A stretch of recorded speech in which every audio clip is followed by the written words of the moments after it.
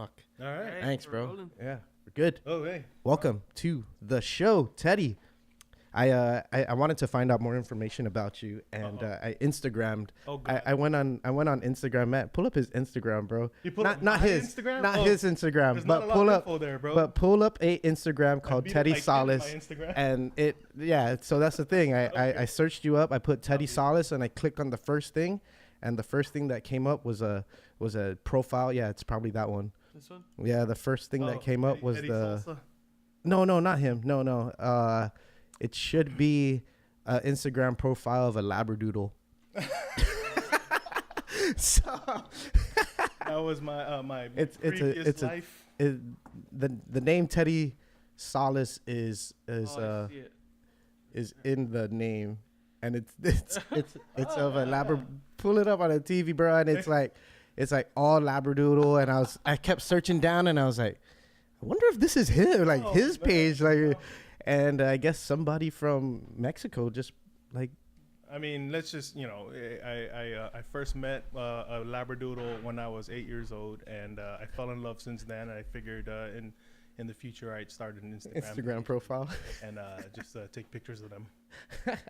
The dude's name's Teddy Salas. It's an Australian Labradoodle born in Hudson, New York. But so the dog has a first and a last name. Yeah. It's half Mexican, dude. Called Teddy Salas. All right.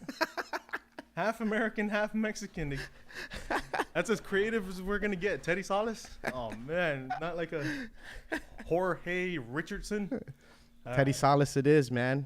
Well, dude, welcome to the show. I'm glad we met, and just to hear that you've been listening to this show and is extremely fantastic. It's Jason J, the one that told me to reach out to you. He goes, "Hey, my boy Teddy's out there. I think he leaves soon. You should get him on the show. You should link up with him." Yeah. So, what brings you home, and how long have you been gone? Gosh, I left Guam in 2002. It was about a year after I graduated high school. Mm-hmm. I actually stepped out to get into a little bit of audio engineering, get into music. Originally, I wanted to sort of be a music teacher, but also at the same time. Do you have a background in music? Played any bands and stuff like that? I've played in some bands. Actually, before I left, the last band I played in was like we were the unofficial sort of like Underwood Attic campaign band. Okay. We used to play at it's all like the how rallies, dude. It's like how the Phoenix Stage Band was was Bota's for this last campaign. Oh yeah. Their campaign trail band, and they were at every village org meeting and stuff like that, right? That's what we were you young? High school? Yeah, I was like 18. Okay, I was just out of high school, but like we would I used to work for Mike Phillips. Okay. Yeah. Okay. And so can you just pull the mic closer to you? Yeah. You can pull it to you. You can. All right. Yeah. They built a wagon, dude, and they stuck us in the back of the wagon, and we would just basically go on just the little door to door things, just jamming in the back of the wagon. Oh, like old school style. Yeah, dude. We took Oye Como Va and we turned it into Underwood Adat. So we like Underwood Adat. For all. You can pull that wire there. Then. All right. Yeah. So but yeah, and originally, like I said, I wanted to do that, and I found an interest in audio engineering. Mm-hmm. And I wanted to learn more about the science behind getting sounds out and stuff like that. Right. So I left. I went to Arizona. Went to school there. Where in Arizona? It was Conservatory of Recording Arts and Sciences. It was in Tempe. Okay. So I frequented the streets of ASU. Oh yeah. I'm I a know. U of yeah. I know. I get it. I pay attention. Bear bro. down, Arizona.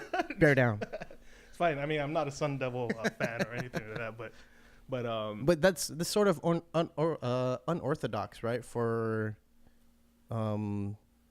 is this something that your parents supported as far as you going to audio engineering? Because no. I mean, for Guam, right? Yeah. And Guam's super conservative in that sense. Back in the day of when you go to school, you're gonna go to school that we're gonna make our money worth 100%. Right? Yeah, no, and that's the thing. It was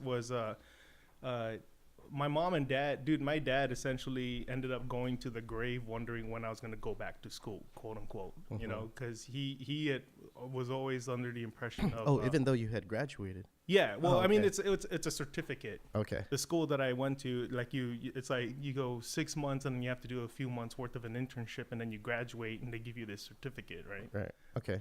Saying that, oh yeah, you know how to do some shit. That's really it. Right. And so to my dad, because it wasn't the norm, you know, I'm not on Guam working. I didn't go to a 4-year college. I didn't join the military.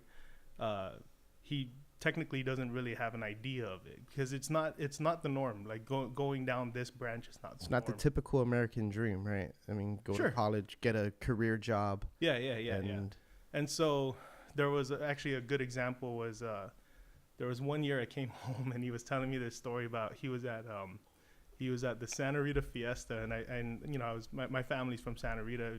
I lived in Agate forever too, but I played baseball in Santa Rita for like almost all my life growing up. And he was like, yeah, you know, I met your old coaches and you know they're all asking, how's Teddy? You know, what's he doing? And he goes, I told him, you know, he's in Hollywood doing music. And I was like, okay, Dad, you know, that's both wrong, but you know. I'm glad you're paying attention, bro. So we talked about this, but then he goes, you know, I started saying that, and everyone was like, yeah, that's nice, man.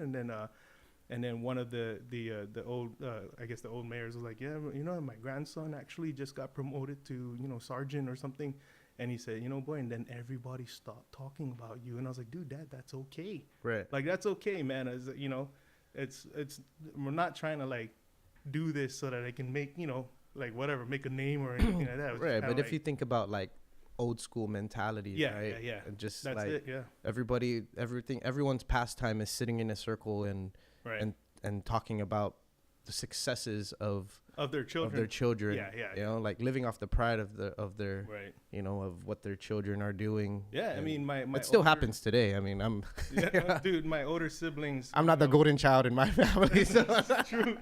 I mean, technically, me neither, bro. It's like, but you know, like my older sister, she did the school thing. My sister, right below her, same thing. You know, she was working as a medical assistant. My brother was in the military, dude. And it's like, and here comes Teddy, you know, doing. Are you the youngest? In Hollywood, yeah. Okay. I'm the youngest, so of course someone had to fuck it all up. break the mold. I got this, guys. Called breaking the mold. Yeah, exactly, bro. Go be smart. I got it from here. I don't know what he's doing out there. Music in Hollywood, that, bro. Both not true. but I love you so much, old man. But so I guess what did it take for them to actually like, you know, believe that this is something that well, for my mom, because again, like I said, I'm sure that at some point my dad's probably like, okay, you know, he's okay or whatever, but for my mom, there were 2 instances, I think, where I think I got it to her where you know it's okay, because she would still worry every now and then about like you know what's he doing, because I'm just not home, you know. Right. And I one of them was I showed her a movie that I worked on back in 2009, and it was actually a really, really good movie, and it's one of those for mothers. Like a mother would appreciate this movie, and so I showed that to her, and then we got to the end of the movie, and I showed her my name on the credits, and I was like, "See, mommy, that's what I do." Right. And then I think like after that, she was kind of like, "Oh, yeah, man, that's nice," you know. And she cried in the movie too. It's just like, see, you know, I'm a part of that, man. I'm a part. And then secondly was most recently this year, I showed her the film that I worked on for the Guam Museum. Okay. And so with that was kind of like now, I told her, I was like, look, if you ever get to a point where you still can't figure out how to tell your friends or whatever, you know, your relatives, anybody, any of my aunties or anything, what is it I'm doing, how I'm doing, just take them to the museum, and then that should answer it. Right. You know, you don't have to say anything. Just walk through and listen. Right. There you go. I think a lot of people are realizing more that success is relative. Right. Completely relative. I think back then there was a line that determined what success was, right? Yeah. And I don't know. I think eventually that'll completely go away and people start believing that you can do stuff here, or outside of here and still be successful, and it doesn't have to be, you know, I'm a doctor or I'm a lawyer or anything like that. Yeah, you know, actually, I think part of it too, what might have done a lot of the work was when in high school, I was actually in Southern High's mock trial team. And my freshman year, you know, like that's how I was introduced to the great Doc Cunningham. I mean, that's a fascinating man. You need to put that dude on the podcast, man. He's a good guy. But Seems like pretty old. Yeah, much older. Yeah, I mean, he's not Antigu, dude. But you know, like he was very, very like he was. Or maybe I'm thinking of someone else. No, he's a huge part in like the development of Chamorro cultures, like as a studies and stuff like that. He's a big part of the Tassi movement of like the seafarer, the traditional seafaring stuff. I mean, he's a fascinating man. I like to say, like, you know, he's 1,000 grandpa stories in one guy. You know, he's just this Rolodex of grandpa stories, bro. I'm serious, dude. Like, every grandpa has a story about what happened during the war, and Doc is a collection of all of that. And so, anyways, so I was in mock trial my entire like life at Southern High, and I think that kind of gave my dad the idea that I'm gonna be an attorney. And I was like, bro, no, I'm just trying it out, dude. I'm just riding this wave because it's fun, bro. Like, that's it, dude. You're a cop, bro. I might be a cop. It's kind of cool. I like investigating things, but that was it. And yeah, he always thought that, you know, exactly. It's the old school way of thinking of like there's a certain path, right? You know, and he had a joke one time where he tried to get me into golf. And I was like, dude, I don't like golfing. No, you should try golf because I know you, boy. You know, you put your mind to it. You do good at things. And I was like, no, but I don't know that I can golf, Dad. And he's just like, you know what kind of friends you're gonna make when you golf, Dad? I was like, dude, what's wrong with my friends now? Dude, like they cut the grass here, Dad. Like they come down, no questions asked, bro. They show up and they're like, hey, what are you doing? I'm cutting grass. We'll shoot. I'll help. Like, dude, those are the friends I want, man.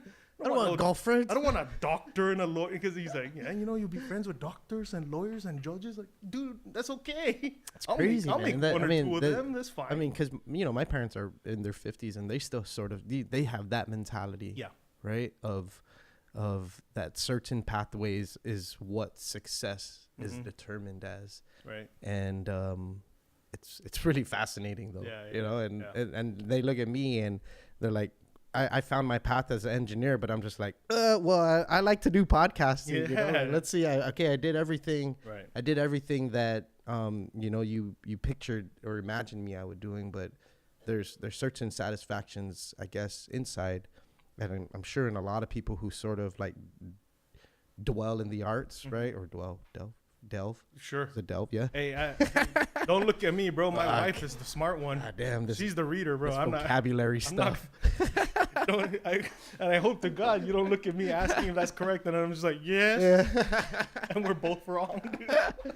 There's someone out there who's just like, these guys are idiots. I mean, just look at like music, right? Here on Guam. In the last 3 to 4 years, music has risen exponentially in the amount of people who are coming out, who are recording albums, who are going on tour, and producers here, you know, locally produced music, and it's like, all right, and then you have stuff like GAX and GIF, you know, showcasing what's possible here, right? You know, just the fact that a movie industry is like struggling to be here is insane to me, you know. It's having, and I've talked to the Munya Bros about this, like, right? Dude, I mean, yeah, it's here, the art is here, but the industry is like, why does it feel like it's like it can be, but there's something missing, there's an element missing, as to whether people are, I can't even explain it. I mean, Kel took a really big step in now putting film in at UOG and becoming a professor there, right? And that's a big deal. That's a great step. Yeah, it's a super awesome step. And but there has to be some way more, like, you tax people who come here to film on Guam. There's a lot of Asian companies, Chinese, Japanese, Koreans. Yeah. They come here and film whatever they're filming all the way from like pornos to fucking Porno. karaoke backdrop scenes. You know what I mean? Hey, dude, that's someone's job, bro. Yeah, but why aren't That's we? hilarious. Yeah, why aren't we taxing them though? And that can help go to the film industry here and sort of help that aspect, right? Yeah. I mean, at some point in time, there's got to be, which I feel like, there's sort of like, the ball is rolling to try to get the government to kind of figure out how to capitalize on that, because it's not even so much like just trying to become a thing where you're gonna eat it up or whatnot, but like it's like, dude, we have something to offer. Like we totally have a lot to offer. We here. do, and we should totally at the same time, it's like, bro, just, hey man, get a little from it. Like yesterday, I was actually just talking to my wife about this. Is like, she's from Mauricio, and we were down at the pier, and it's amazing to see the amount of tourists that come to the pier that are there, and they're lining up, dude, to go to the edge of one of the piers or the part of the pier where you jump off. The other side where the boats dock. Okay. So like they go out to the edge and they take pictures of the horizon and the sunset, and they're all posing. They're doing the hearts and everything, and people are lining up. And I was like, dude, I've never seen that in my life. And then I thought, like, man, it's amazing because I call this home, and that's a view that we used to see all the time. I mean, I'm not from Mauricio, but my wife was, and like that was her view growing up. Yeah. And people are paying to see that. Like they're paying an airline to see that, and then they're paying the taxi, whatever, to get down there and see that. So it's like, dude, we have a lot to offer here, dude. We just need to learn how to capitalize on it. Yeah, and that's the hard part. Yeah, is figuring out, how the quote unquote music business, or not music, but like the film industry business maneuvers in terms of numbers, and where they get the legality stuff sorted out to kind of fly here and get this thing, and all of that stuff, the moving and shaking and whatever. So I think if there's anyone out there who's sort of on the business side of the film industry, like that would probably be the good person to talk to from the government, that sort of thing. I think Gita has, if I'm not mistaken, Gita, they made like a section or a department that's supposed to handle like film and stuff like that. I mean, they probably did, but like I also think that part of it was the masterpiece of Max Havoc. Oh, I was just gonna bring that up. That Academy Award winner was I think that's the thing. Of like making sure that everybody's gonna give now, because Max Havoc came and took. But it's like, no, dude, that thing ruined it for a lot because of the idea that I bet people are now protective about that whole thing, and it's just trying to figure out how to talk them into like, hey, it's not always like that. Because I saw that movie and I'm telling you, it was heartbreaking, bro. Just like watching it, like, oh my god, oh, this is out of sync. Oh, that sound effects, I can't hear the dialogue. This is awful, dude. I shouldn't have been doing that. It's pretty awful. Pretty awful. Sorry, anybody that was in it, I apologize if they're here on Guam, but everyone knows it was horrible. You knew what you were doing when you signed up for it. And Guam lost out a lot. No, for sure. Just the fact that we didn't benefit off of it at all was heartbreaking, dude, to say the least. I was already working in LA at the studio when that happened, and I found out about Max Havoc on an article in the LA Times, or like it was in the newspaper out there, because this was before the smartphones. It was like 2005 or something. And I was on my lunch break, and I'll just like read whatever's in front of me, and there's the news, and I opened through, and there was an article about how Guam was like on the hunt for the director for this film called Max Havoc, and I was just like, what the hell just happened? what did I miss, bro? How did I not hear about? I was like, oh wait, no, that was the movie with Carmen Electra. Oh, that's right. And so then I looked it up, and I went to Blockbuster, dude, and tried to get it, and I think that's where we got it from. I watched it with my cousin and his. It was in Hollywood Video. No, I'm pretty sure it was Blockbuster, dude. But yeah, it was funny, dude. I saw it was on the news out there. I mean, hey, we made the news, right? In LA. There for sure. any bit of press coverage, we'll take it. Before I get way ahead of myself, Sure. Let's go back to, you graduated, you got your certificate, and now you're on like the job hunt to get into the industry. Was it sort of like a difficult, I guess, ask? Well,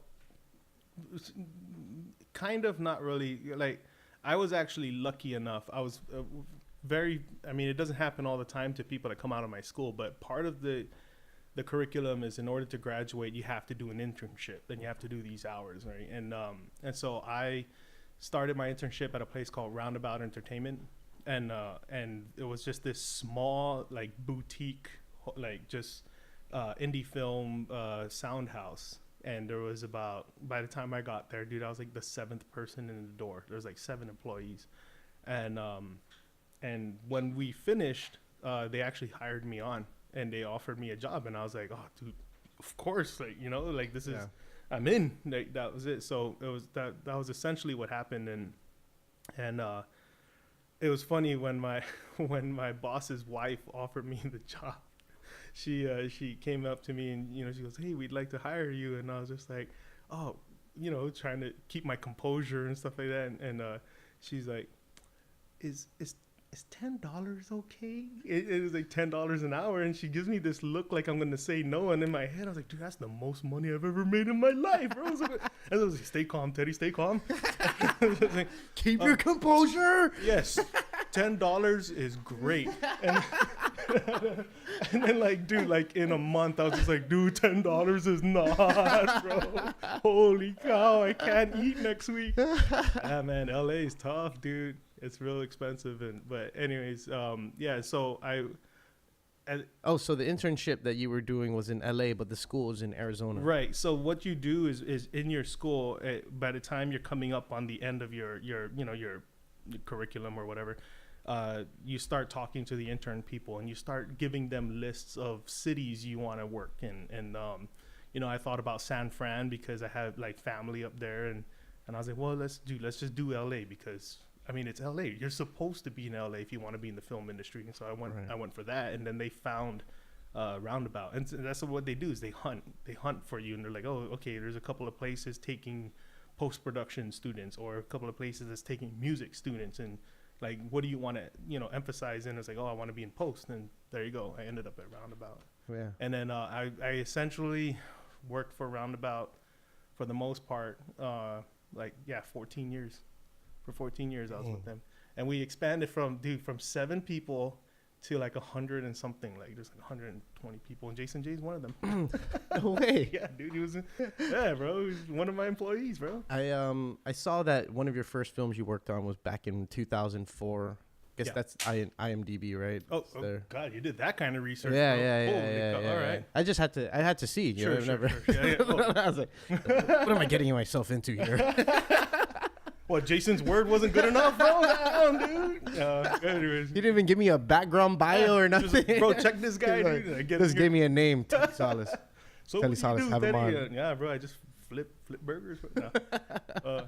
But anyways, 2004. My fault. I didn't mean to interrupt. No. One of your first films, and so all those films were done under Roundabout, or is that? Yeah, they were done under Roundabout. Okay, yeah. so how does it work? How does it sort of work? Is it are you guys subcontracted to do work for, like, major film productions? It depends. Well, so Roundabout for the longest time was very, like, indie film, like smaller budget scene, and yeah, essentially, like, what you would do is, like, these people will have their films or whatnot, and then they would just basically different studios would submit bids, so like if I had a film, I'd be like, okay, I got $150,000 that I can spend on sound, and then I would be like, hey guys, there's another way to do it. There's like a database where you can actually put all your information into it and whatnot, and people can search, and then they can submit bids to you. Okay. And then a lot of it also is just dude, word of mouth and networking out there. I mean, that's really it. Right. But yeah, so it'd be like, oh, okay, $150,000, I can provide this service, like this amount of days of editing, this amount of days of sound design, this amount of days of mixing with 2 mixers, like that sort of thing. Right. And then it's just whatever the producer thinks is the best deal or whatever, then that's how you end up. And so as a part of Roundabout, we essentially, you know, if we get a project, then, you know, the different people in the studio have their separate tasks. Yeah. And then, you know, you just go to town on it. That's really it. Like I started as just an assistant to the mixers. So do you just start off with just like really raw film and sound? Pretty much. And essentially by the time, what the process normally is, by the time it gets to us, the only thing that happened to it was the film was cut. Yeah. So like it had already gone through the editorial process, and it's now a movie, like the storyline, everything like that from top to bottom. This is how the film's going to look. Right. You know, plus or minus a few times of changing things, you know, like we're going to change a scene. I don't, you know, but for the most part, like. And it's probably much easier now than it was back then. Oh yeah. Oh dude, for sure. Yeah. Or I don't know, maybe not because back then, because it was a lot harder to do these things, maybe it just made people feel like they couldn't do it. Well, they weren't. Were they already like in the digital?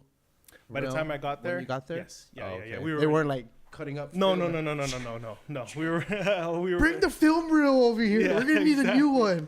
Dude, when a change of reels took like a half hour, bro, or something like that. I mean, it's essentially why. I mean, I guess if you were to Google it and you look up like old pictures of old dubbing stages, like mixing stages, a lot of them had pool tables and ping pong tables up by the big screen. And the reason was because when they were switching reels over, it was a process. It was a 20-minute process. So like people would go take smoke breaks, and then people would go down there and shoot pool, and then now we can come back and work, you know. But no, now it's just so much. It's so fluent. It's so like. It's dangerous because now everyone thinks like, oh yeah, we can keep changing till the last minute because it's easy for them to do it. You know what I mean? Right. So, but yeah, they were already digital by the time I got there, and it was just it's kind of crazy to see what it used to be to what it is now. Just that studio, and let alone the entire industry, like the like how people pass files around and.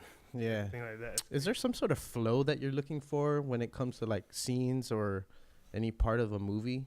You know, as far as like backing music to certain scenes? See that, okay, with music, and here's one of the things that I guess people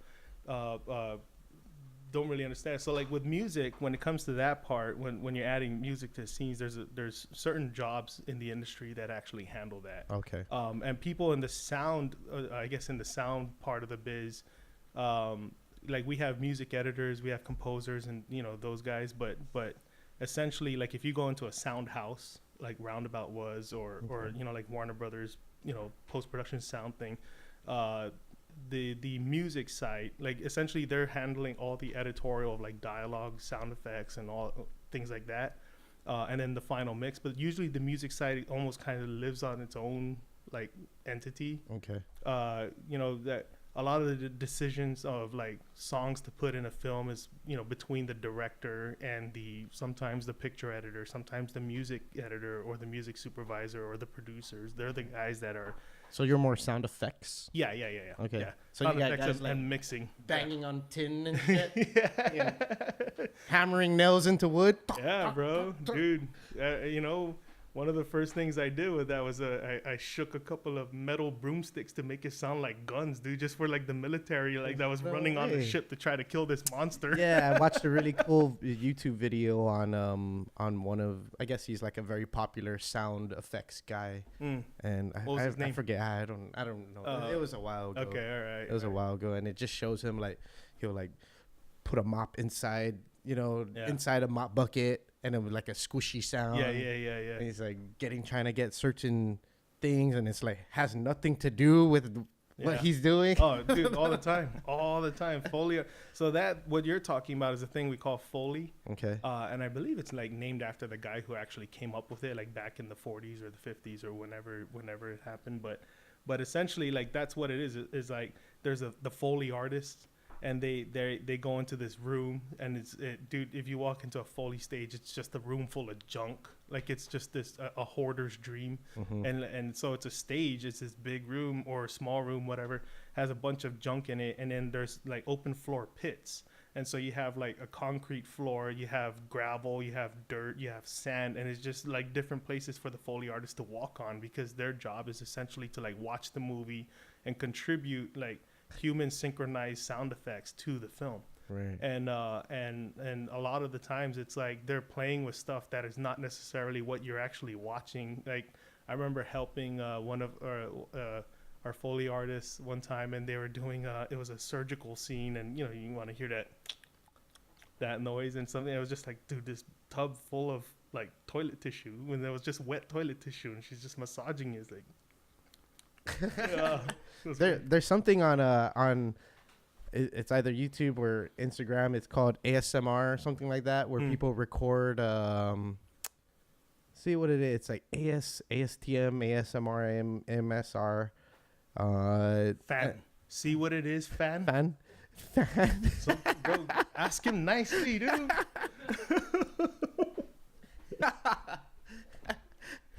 Yeah, and what it is people just they're recording like them drinking, and it's like the gulping sound of them drinking, dude, or them like rubbing a brush against a mesh wire, and I guess it's supposed to be soothing, or it's like an in thing now. Man. What is it called? ASMR? Yeah, ASMR. Want to check? Yeah. ASMR. Let's listen to it.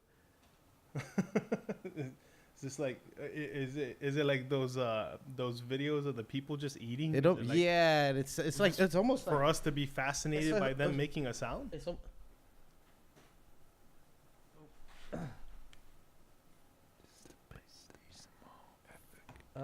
Do the one where they're like touching stuff.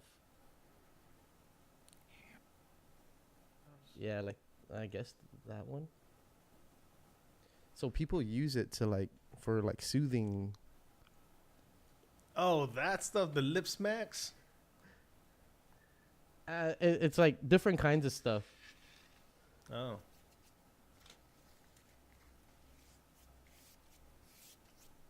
Interesting. Yeah. That's all psychoacoustics then, dude. That's essentially what this is. Oh, because he's been playing with it, going from left to right. He's panning it. Yeah. So how many mics is he using here? It depends. I mean, he's probably just using 2 mics. Either that or just like a stereo. Well, I mean, I don't know, whatever his budget is, but he's probably using a 2 mic setup. They make stereo mics that's just like 1 mic, but it comes with 2 plugs, so you can pan it left, right. Yeah. Yeah, no, that looks like it's some sort of and it got 1 million views. Hey, dude, people need to sleep, right?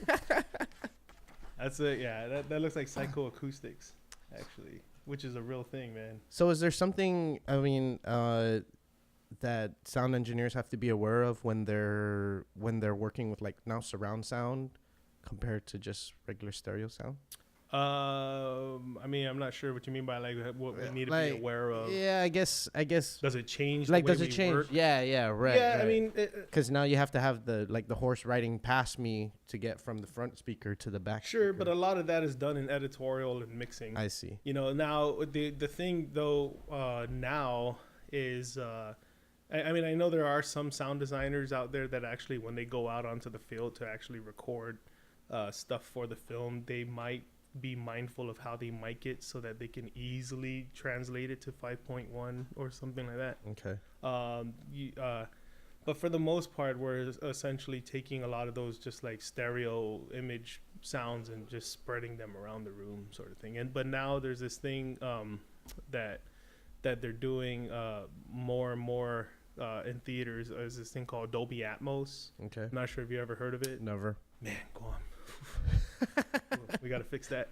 But anyways, having to do a workshop here, Teddy. I just did, bro. Oh, you did? Oh my goodness.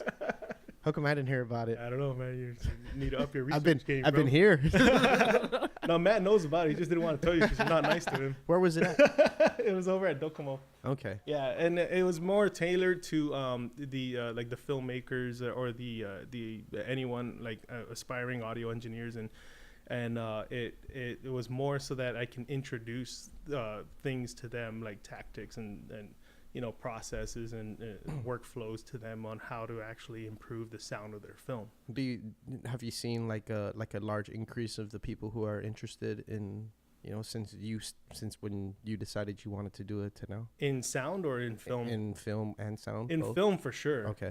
In sound, I'm not sure I mean, I guess I didn't know enough people on that side of the arts or something like that to know like this is someone that was probably at some point going to be, a good sound engineer or a sound engineer in general. Right. But I guess I was grouping them all into one category under. Well, right now, sure, that makes sense because it's still a budding industry here in the island. Mm-hmm. It's the film industry. It's still, getting its legs and it's getting faster, and the ball is definitely rolling and whatever. But right now it's a lot of the people are wearing a lot of hats. Like the director is also the videographer, is also the sound guy, is also the composer and the costume designer. Yeah, exactly, dude. No, that's his sister. But it's just they Sistita. Yeah, they're working on it. Mm-hmm. You can see it. You can see that now things are starting to become more more fan. Now you're making me conscious. Hey, I win. Can you grab a Teddy more water, fan? Please, bro. No, I got it. I'll be nice to him. Hey, thank you very much, man. I really appreciate it, bro. You're a big deal. But he is a lot of help. No, yeah. They all are.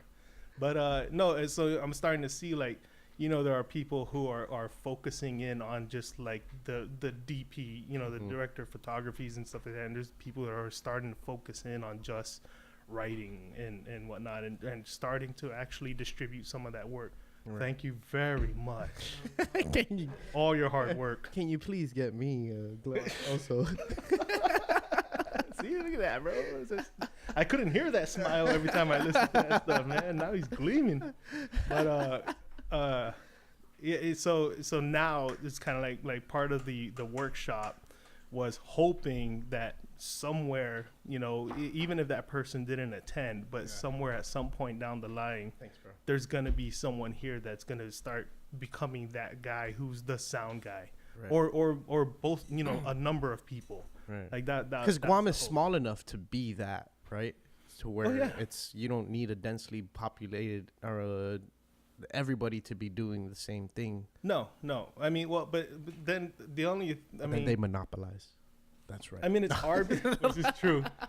But it's hard because this is, like, again, the arts, dude. The arts are still, especially, here, a lot of it are passion projects. And so it's kind of hard it's kind of hard to just, like make sure that you can find the guy that's down to do this for a 6-pack, Right. You got to, like, really, really work to find these people and make sure that in the 15th hour, they're not ready to quit because they know that they want to be a part of this, whatever this is, that's something special, like it's hard to find that, right? Especially with passion projects, right. Out there, you can pay anyone to do it. Just everyone will take money for it, dude. But it's like over here, a lot of it is passion, man. And there are some money, but sometimes you just, dude, for reals, you're just paying with the 6-pack and a joint or something. Yeah. Dude. What would have to change though? I think just more product. Just more product, because the more and more people start seeing the product actually come out, then the more and more people can start taking it seriously. Yeah, I'm over the last few years, I started to really believe that our main export would be talent. Mm-hmm. That's what Guam's going to be exporting. I mean, we're talented people, yeah, bro. and now it's even becoming to where we don't even have to. We can do it all from here. Right. Well, that was one of the things I mentioned at the workshop was like, so, I mean, I guess not to backtrack too far, but the person who put together the workshop, Cara Flores, she works with, she has this show called Nihi, and it's like, I've heard of it. Yeah, like it's a kids kind of show. like, yeah. And so I work with her a lot. I was first introduced to her with a a project I did with FYI Films, and FYI Films is run by a guy named Alex Munoz, and he's actually a Chamorro director that's like raised. Yeah, he's out there in the States. He's from, I think, Northern California, and I think I met him. I don't remember what year I met him, but I met him a while ago, and he and I have been, we hit it off pretty well, and we started doing work together. And he has this nonprofit called FYI Films, where he basically goes to like different places with like a camp for incarcerated youths, and he does like a 2-week filmmaking workshop with them. Okay. And then at the end of the day, like, they shoot like a 20-minute short film, and dude, they always land in like film festivals. Like, he's just, that guy networks the hell out of things, man. But no, he's a really good dude. And so he did one here at DYA. Okay. And Kara was part of that project, and her and Julius Santos was part of that project as well. Oh, I think I saw that film. Did they make like a Duendes film? Duendes Gone Bad, yeah. So Alex, that was his nonprofit that did that. Okay. And so that's how I first met Kara, was they actually flew out. That's why it sounded familiar. Yeah. And so they Kara, Julius, and actually one of the members from the film, from DYA, well, they flew out and they came to the film festival. They watched it. It was pretty cool, And I met her out there. And so since then, she and I like started doing some work together, where I offered to help her with Nihi. Mm-hmm. And so I started doing some work with her.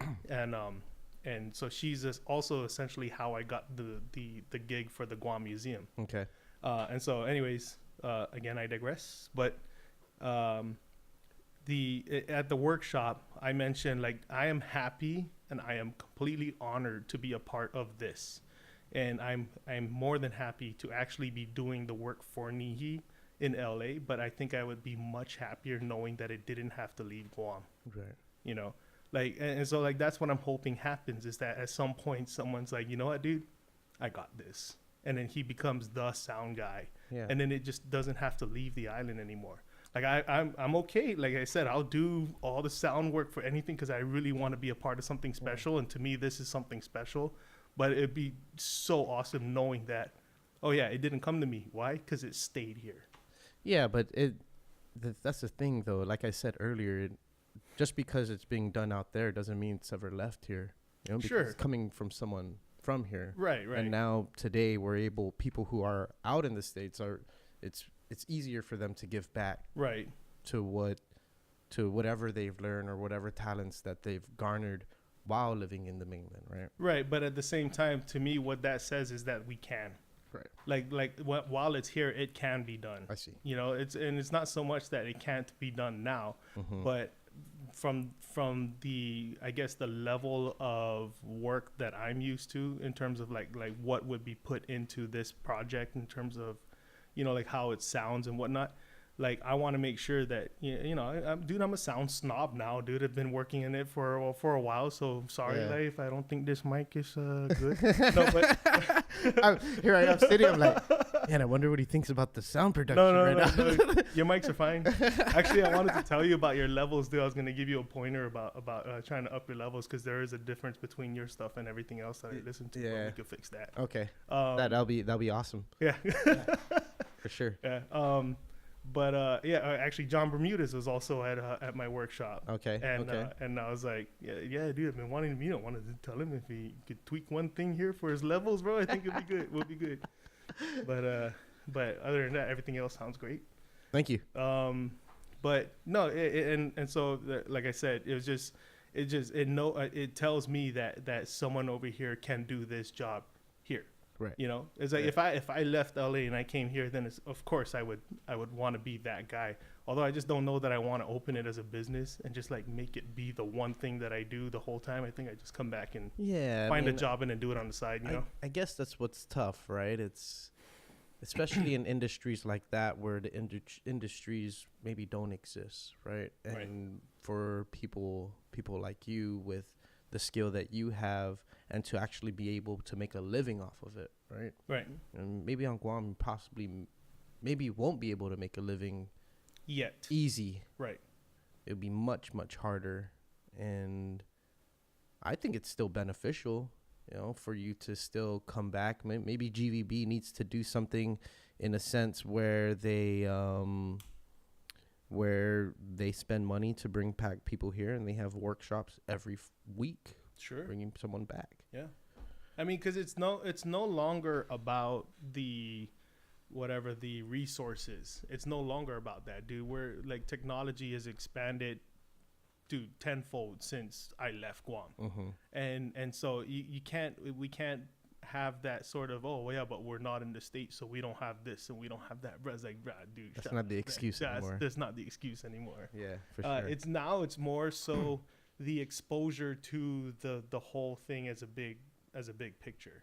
You know, like there's a lot of really good engineers here, dude. That like the new albums that are coming out, and like John Dank's second album, 4-piece. Right. Like, those albums sound great. Right. I mean, they are great sounding albums, man. Shout out to Ryan Shook and RJ Pereira. Right. Yeah. I study, bro. I study. You know.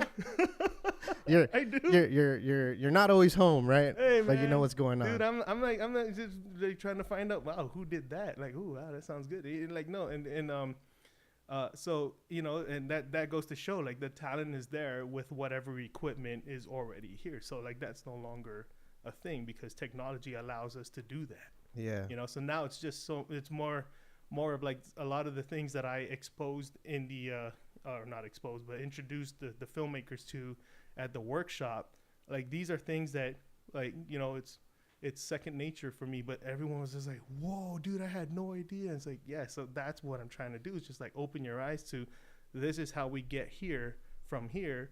And, you know, it's up to you how you do that. What's an example of something of how you would of what you opened their eyes to? Sorry, I'm just because I'm not like. Oh well, like I know when the intro to the workshop, I was basically introducing them to the different elements that make up a final mix. Okay. You know, dialogue, music, sound effects, and then I broke them into subgroups underneath that.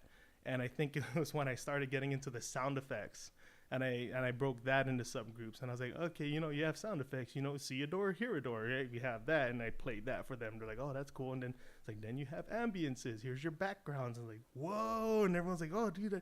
And you know, and that's the thing. It's just like, man, that's what I feel like my film was missing.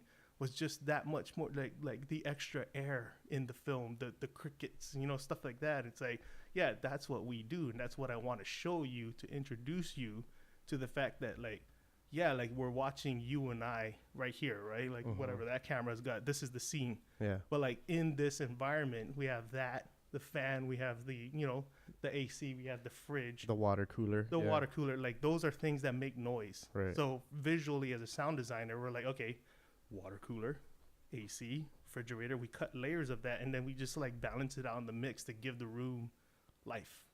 You know, things like that. Foley, same thing. I'm moving around like when I talk. You know, we do.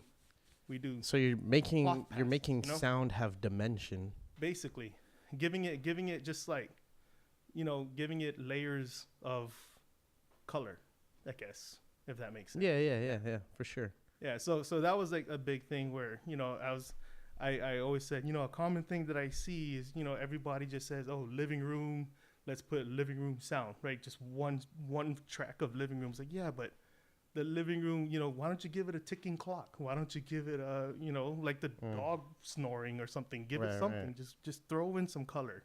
And so, yeah, that was the Roomba going around. Yeah, something, you know, throw it in there, dude. The cockroach. Yeah. The one that flies. Watch me scream. I actually got caught in the bathroom with the Roomba, and I was taking a leak, and the Roomba was trying to vacuum under my feet while I was taking a leak. I was like, your vacuum is inside the bathroom here, man. You need to come get this shit. Yeah, man.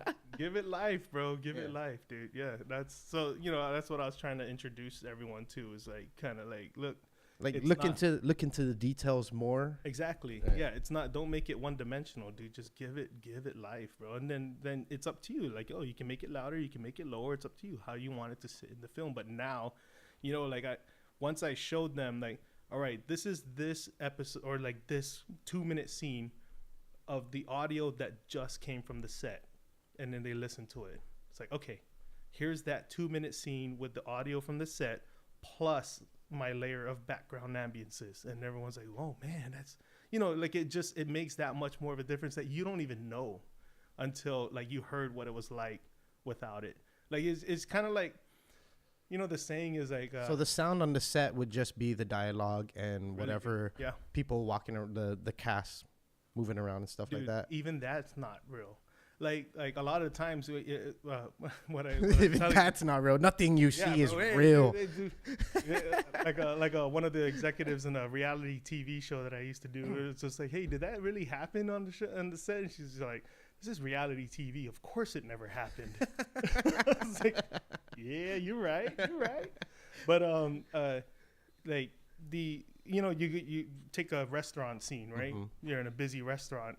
The only people talking in that scene is the two actors, or whoever the actors are that actually have a speaking line. So it's completely silent. Quiet on the set. Like that's real. Right. That's everybody. Everybody in the back behind them that's eating, that's laughing at whatever the guy did. They're laughing in silence. They're laughing in silence. They're like, they're just like, yeah, exactly. And it's funny because I said, I was like, you can tell when the director is bad when you go into like a scene at the club, and people are dancing to the wrong music. Like one guy's over here twerking, and then the other dude over there is doing the cha-cha. It's like, bro, plus we threw in like a bossa nova song underneath the scene. It's like nobody's dancing to the right tempo. That's how you know the director didn't do his job. Like, dude, jam a song and say, all right, everyone, follow this beat, turn the song off, and then hit action. You know, like that sort of thing. I didn't realize it's like that. Yeah, you just got to, so like watch those scenes when the next time you're watching a film, watch the scene when they're in the club. And just pay attention to the dancers. So that's supposed to be, essentially all that is just lights and silence. Pretty much. Yeah. And so then it was our job to give life back to the scene. That's it. That's critical. Yeah. And so that was part of the workshop. That's what changed film back in the day. Dude, before it was silent film. Before it was silent film. It was music. Yeah. Right? Or it was music behind the silent film. But there would be like a guy in the piano, like right in front of the theater playing the piano while they're doing some stuff. Okay. And whatever. But yeah, and then they introduced sound to the tape and it became a thing. And then, I forgot when it was like the 60s or something like that, when they first introduced like surround sound or something, and people weren't surround ready sound for in Technicolor. Yeah. People weren't ready for that, dude. So anyways, that was the goal of the workshop, was to just basically say, hey, here's how to make your film better. Make them understand everything you just said in a nutshell. Exactly. And I was emphasizing, like, look, I use a software called Pro Tools. Mm-hmm. And I know a lot of you are like editors or directors are like, I'm not going to show you how to use Pro Tools. That's like a 1 month course or something like that, like that's not what this workshop is for. This workshop is so that I can show you, like, this is how we essentially put sound to film. This is how we correct problems with the sound from the set. This is how we, fix a few things. This is how we make something sound like it's coming from the phone. I want to show them the tricks and then just be like, all right, now use whatever software you use and apply whatever I showed you with it, Yeah. But if you really want to be serious about this, buy Pro Tools. Like that. Seriously, bro. Come on now, get off that other stuff. Come on, cut it out. If you want to be serious about sound, bro, get Pro Tools. Coming out of the workshop, did you feel it was something that you needed to continue doing? I would love to. I think, like, if I did continue to do it and it was the same people that attended the first one, then I'd have to change the subjects. Yeah. So I'd have to, like, go into more detail about the stuff that I went through with them the first time. Yeah. What if, like, GCC or something like that, or some kind of trade school can get, people like you who live out in the States and making a living out in the States, like, do online, like, webinars and stuff, but it has to be more hands-on too, right? Yeah. And so, that was part of the other thing too, is like, my original intention while I was doing the workshop was I wanted these guys to do hands-on stuff. And so I had originally planned a couple of things where I was going to hand it to them, and then as I am doing some editorial work, they were going to do it with me. But come to find out, it's like some of the software didn't want to work properly, like with importing the stuff that I had created for them. And I was just like, all right, dude, I guess I got to scratch that, So there went all of that. I had to find fillers to fill in the views. Oh man, we would have been doing hands-on for the next 15 minutes. Okay, let me tell a story. No. So this one time, Ray Paris Hilton comes in. No. But yeah, it was just that's the thing. Like, I don't know. For me, I'm more of a face-to-face guy. You know, like I'm not. I've done a couple of Skype things with like the Mount Carmel band. Okay. You know, because I used to work for Mike Phillips, and he's like, "Hey, bro, you want to talk to my band?" It's like, okay. It just seems impersonal. Yeah. Like, I want to look you in the eye, dude. Like face to face. I want to shake your hand and dude, and see, you know, whatever. I know, dude. It sounds snobby, bro, and it is, but it's like, no, you know, we're all artists, bro. We all feel the same. Yeah. We were doing this podcast online for maybe like 2 or 3 months off of Blab. I guess it was Twitter's kind of offshoot. No. I think it was Twitter. Yeah, because we used Twitter. And we used to. My friend was in Hawaii. I was here, and then we would get people to jump on. That's how we got Zach Banner on. Oh yeah. I heard that one. You know, the first time when he was still at USC. Yeah, I think you did one with Steve Lefevre too. Yeah, online, and you know, it was, and I had both of them here in studio, like, kind of just sitting here, and it felt different. It was obviously different. and the episodes were different. Yeah. As a listener, the episodes were different. Yeah, it just there's it's more personal. Exactly. Yeah, for some reason you know it, you feel it. Well, and also I think for me, I think the episodes felt different because I could hear the guy on the other side be not live, and so part of me is just like, all right, we'll come back to this. Let me listen to this in double time. Get it over with. Because, you know, like, that's the other part was like, I don't like to like half-ass finish the thing and still have like 30 minutes left of this podcast and then just remove it from there. It's like, no, dude, I'll let it finish. Right. I'll just hit play. I'll walk away from the room, go cook, and then come back. It's like, all right, hey, sorry, dude, Steve, it wasn't you, bro. It was the quality. It was the quality. Yeah, man, dude, this show has definitely like come a long way in that sense of like, at least the kind of the quality of content that we put out. Because, man, before it was cringy. It was cringy, dude. Yeah. First 15 episodes, I was like, oh, God. That was rough. I mean, it didn't bother me. Yeah, somebody was saying, even before you said it earlier, it was like, you can hear the progression, though, you know, of the kind of conversations that were happening. For sure. I mean, because it went from, like, friends, like, having just purely friends on to... Right. To... Dude, I mean, I met you literally when you walked in the door. I know. And I was like, it's like finding a long lost brother, bro. I know everything about you, boo. No.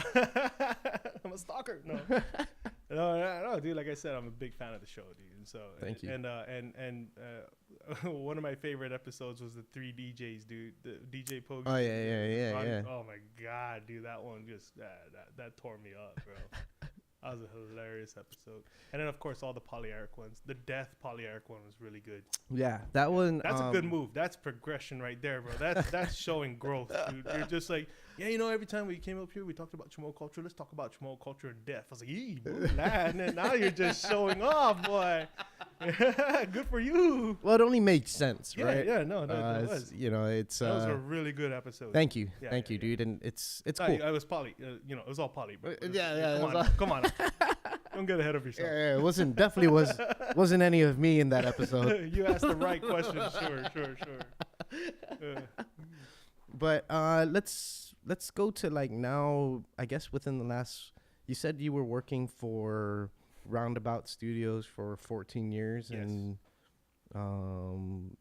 now you're somewhere else. Now you're somewhere new. I'm with Sony Pictures. And how did you pick up that gig? So this year, actually, it's funny because the longer and more you do work in the industry, the smaller it gets. So, you know, you make enough friends with the number of people that you work with and things like that. And so I knew a couple of people that were down at Sony that actually worked there on a regular. And one of them hit me up in like June. And so it just happened this year. Just this year. Oh shit. Yeah. Okay. Yeah. I just started working there in November. Okay. And now I'm here on vacation. I was just like, hey, bro, I'm going on vacation. Yeah. Nothing you can do about it. No, I'm here for work, but I'm taking a vacation in a month. Yeah. I mean, that's what it was. Like on the interview, I was like, hey guys, so like now that we got all that stuff out of the way, I just wanted to let you know, bro. After you signed it, right? hey, months ago, I bought me tickets to go to Guam. It's really expensive, sir. I'd appreciate it if I can still go. But no, so he reached out and he was like, my friend Justin, and he was like, hey, dude, you want to come by and join the Sony studios, like join the team down here. And I was like, at the time I was in the middle of working on a show called Snatch. Remember the movie Snatch? Yeah, I remember the movie Snatch. So they had a TV series, and I was mixing the second season, and I was mixing alongside one of my closest friends out there. We're it was a great team. I was having so much fun. I was really happy where I was. And I was like, saw the text. Nah, dude, I'm good. Right? And then he's like, hey, are you sure? And I was like, yeah, no, I'm good. And so, like a month later, he reached out again. He's like, hey, bro, are you sure? Paraphrasing, but yeah, like two, three times, I was like, oh, I'm really happy where I'm at. I kind of like where I'm going and stuff like that. It's just, I don't know that I really want to do a change. But it's crazy because Roundabout, I've been with them for 14 years, man. I've seen a lot happen there, and I'm really thankful for them because being a small studio, you're able to actually do a lot of things that you wouldn't be able to do if you went into a major. And that's what, like, Sony, Warner Brothers, Universal, Disney, they're all called majors because they're really big parts of the big players in the industry. And if you're in a major, a lot of times you get pigeonholed. Like you have this one task and here it is, go do it. But like in a smaller environment, you can get your hands on dialogue editing, get your hands on sound design, get your hands on mixing and things like that, and just touch it because it's just it's a small environment, small family feel, And so and all you got to do is just be like, hey, can I try that out? Yeah, exactly. Yeah. These guys. They're like, whereas you go into a major, dude, there's like thousands of people that work there, right? When you're one department, you got like 100 or something like that. So I was like, no, I was good. I was happy. And then he's like, well, why don't you just come by? Let me show you the place, introduce you to a few people. And I was like, all right, fine. Just let's do that. And I don't know, I went one night and just walked through the studio, and I was like, because it's a lot, like it's literally a lot. You can take golf carts to get around the place, dude.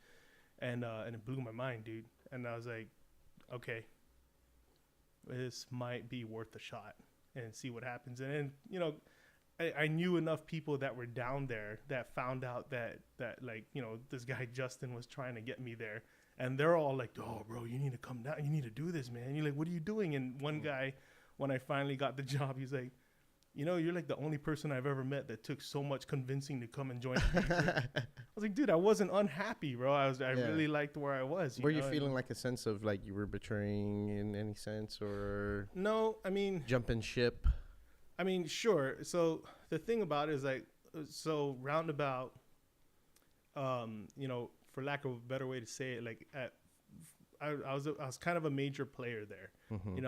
At some point I became like the chief engineer that was designing the stages that we were using, and so that's how Jason came along and started working with us. Was I needed a guy to help me out, do wiring, and Jay was like, yeah, I'll take a job, right? And I was like, come along, bro. And so we hired him, showed him how to do some wiring, and he helped me wire the stages together. And so, the boss and I have this sort of special relationship, or the owner, the CEO. Yeah, I mean, you were there since the beginning, right? Yeah, pretty much. He took me on as I was a 21-year-old kid and whatever. And so it's kind of like, it wasn't so much like betrayal because it's hard for me to say no. Sorry, to that was a horrible choice of word. I mean, I couldn't but I mean, think of a good word. It could be seen as that, right? And so it was definitely, when I first told him about it, because when I made the decision, I didn't have the have a talk with them saying I'm getting offered this thing from Sony. Make me an offer to make me stay. Like, it wasn't like that. Uh-huh. It was like, I made the decision, I accepted the gig at Sony, and then I went and I told him, which is kind of, assholey, but I was also like, I didn't want that fight. I wanted to try this. I've never been on a lot. Yeah. I've been on a lot, but you didn't want the talk maybe to influence me to not your decision. Right. And I wanted to know that I tried. I Mhm. wanted to at least go to Sony. I mean, it's a big gamble. Going to this place was a big gamble, and so it's like I wanted to at least know that I tried it, and I didn't want him to talk me out of it. Mhm. And then at the same time, I also didn't want him to think that excuse me, you know, I had one foot in the door and one foot out. That I was actively looking for another gig, because I wasn't. I was really happy. Right. It's like, dude, it just, I've never been on a lot. Dude, I want to try this out. And, you know, and then I gave him the, like, dude, if this hits, man, this could be really big for my career and whatever. And I think that's not the right thing to tell the owner of a company that's, you know, like doing really well and trying to compete, because then it makes him feel like, well, you think my company can't do that for you? Yeah, you know, yeah. and I was like, that's not what I'm trying to make him feel. It's just like dude, come on, man. But that's what can be sort of given off by that, Sure, right? by that sort of talk, and so Yeah, that's rough, dude. That's tough. I mean, you yeah. spent 14 years at a place that obviously you care about and respect a lot. Yeah. And, you know, I have a friend who's run into an opportunity, and he's having a hard time telling his boss, you know, like, hey, so this opportunity came up. And I keep telling him, I was like, bro, you just got to, if you want it, you just got to do it, dude. Right.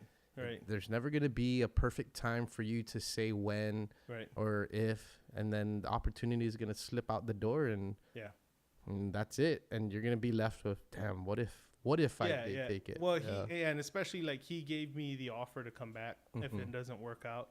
And like in my head, I'm like, yeah, I'm not coming back because this is gonna work out. You know, like that's my motivation. Right. My motivation is that if I came back, then it seems you said it in a nice way, right? Yeah. Oh, I didn't even say it, bro. I didn't even say it. No, in your head. I was like showering that night, just like, I'm not coming back, dude. No, it's just like the motivation is to, like, if I do come back, then it's basically me saying that this didn't work out. Yeah. You know, but my goal is for it to work. But you're not gonna leave hoping that it doesn't work out. Exactly. Right? Yeah. And so you know, that's the thing, is I also just didn't want to be like, you know, no, I'm not gonna do it, because then there's always gonna be that what if I did? Because the ceiling at a place like Sony, man, is like, Roundabout's great, dude, and I love that place, and they're doing such great work and all that, but dude, the ceiling, like the projects that roll through there, I mean, dude, the TV stages, they work on like The Simpsons, you know, like they're just all kinds of, Ray Donovan, you know, True Detective, come on now, it's some really good stuff that I really love watching, and that rolls through Sony. Yeah. Okay. Yeah. And Roundabout's great because, you know, like I said, we did the Defiant ones there, so like that, those are, I saw that. Really That's, good projects. HBO, the Dr. Dre one, right? Yeah, Dr. Dre and Jimmy Iovine. Right. Yeah, that was one of the most fun projects I've ever done, dude. It was just, like, there's. What made it different? What do you mean? I guess. Like what made it so fun? Right. The environment. You know, like the people that were on the project. You know, because that's one of those projects where it lasted like over a month, maybe 2 months. You know, we were working on the sound for it, and at any given time, dude, when you're cooped up in a room with people that long, you know, like things can happen, right? But like never once that we ever feel like we wanted to choke each other or anything. So it was a really room full of really good people, and plus the content, you know, like, dude, Dr. Dre was an inspiration to me, like getting into actual audio engineering. And when I started like really paying attention to sonics, like and you know, I'm a big into hip hop, and he was one of the producers that I sonically really liked. Like, dude, this guy picks the right reverbs, you know, things like that. And so of course I watched. I looked at the guy who was in charge of putting together the projects. I was like, Paul, dude, I know we're busy, and I know I'm still building stages right now, bro, but I don't give a shit what happens. I need to be on Defiant Ones. Okay, I don't care if you have to hire people to fill in my gap, whatever, dude. I'm on Defiant Ones, bro. If not, I quit. You're not gonna put me on that? I quit, dude. Put me on it, but yeah, it was just, dude, that project was so fun. But again, like I said,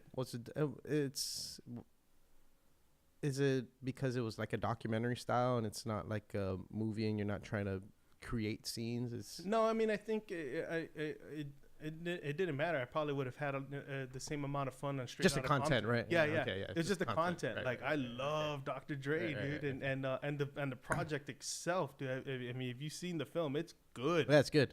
Good God, it's good, Yeah, dude. it's real good. Yeah, and And so it was just like, yeah, it's just a number of things that the content, the project itself was really, really good. The people I was working with was really, really good. Okay. You know, got a chance to meet Dr. Dre. No way. He came to the studio a couple times, and I was just like, oh my God. You know, I was like texting my wife, okay, we're done here. Pack it up, let's go home. Anything else you want to do? Because I'm done. Yeah. We're good here. Yeah. We're You ready to go on vacation? Yeah. Let's go. We're going. We'll move home. Everything we did. This is it. This is all I wanted. Met the man. Sat next to him. Worked on the scene. Yeah. Let's go. But yeah, that's that one. You know, everything behind it was just so much fun, dude. So much fun. Yeah. And so, what do you look forward to as far as like working in the Sony lot now? The potential for fun projects again. I mean, because now the budgets are bigger. Oh yeah, and you're directly in within major. Majors considered major. Yeah. I mean, and not only that, but it's just kind of like for me, the biggest thing was the exposure to life on a lot. Like that's what I wanted to see. I wanted to see like, oh, how did these guys do certain things? What changes the work? I mean, it's all the same thing. What we are doing at Roundabout, or we were doing at Roundabout, is essentially like the same that we were doing at Sony. It's just, you know, maybe different equipment, like, and more stages, bigger rooms, things like that. Just like, you know, different budget equals different equipment, but just the same concept applies across the board. Just scaled. Yeah.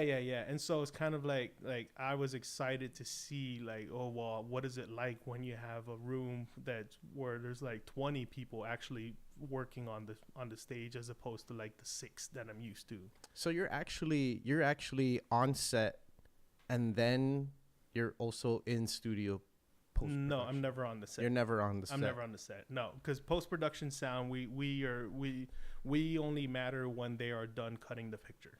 So by then they're already done filming. Okay. So that we're all the afterthoughts. That's why we're later in the credits. Because no one cares about sound, dude. Dude, the best way, you know how you can tell that we did a good job in sound, bro? Because you can't.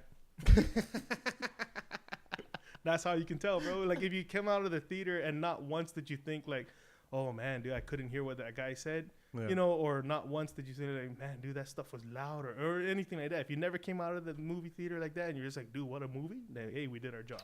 Yeah, I was told at least for like music production that if it sounds good on a small little, like a lot of these sound producers, they have like cheap speakers like in front of them, and then they have the $50,000 speakers in front of them, and they sort of have to jive when you're hitting it on both. Yeah. I mean, it's the same. We do the same. We have a lot of times when you're working on TV, some of the producers want to listen to them on smalls.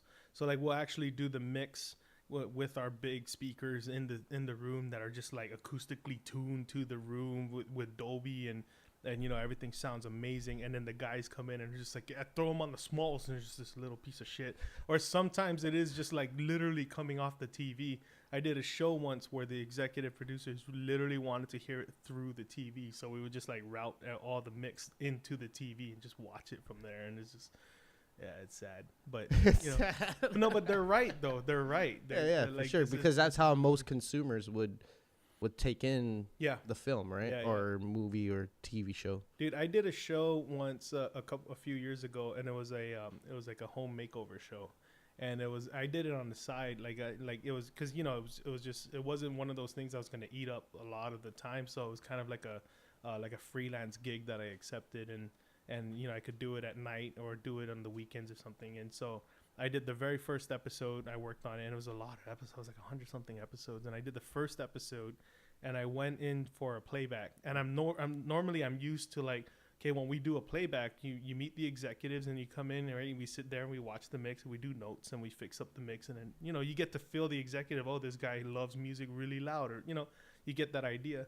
So I went in for the first playback, and it was in a room. It was just like in like the editor's room.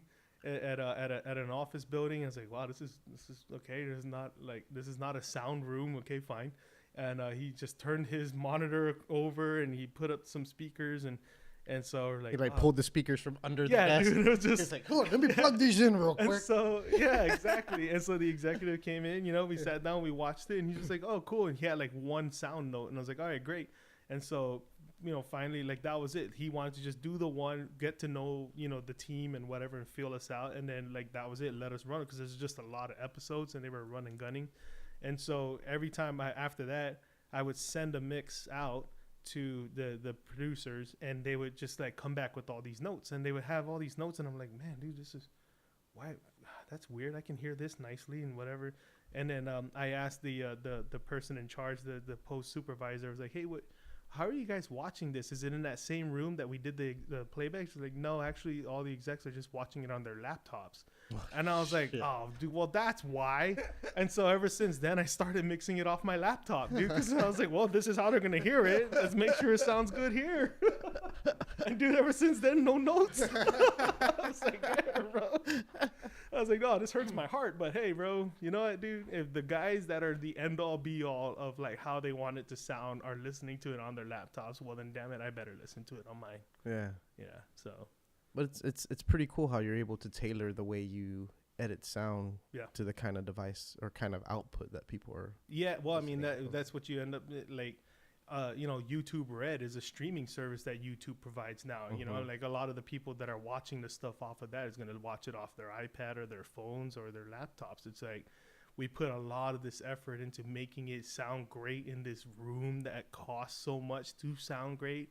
And then this guy just picks it up on his phone, and you're like, I hate you. You're missing the point of what I do, dude, why I do what I do. There's a low-end boom right on that spot there that you're not going to hear on that phone, kid.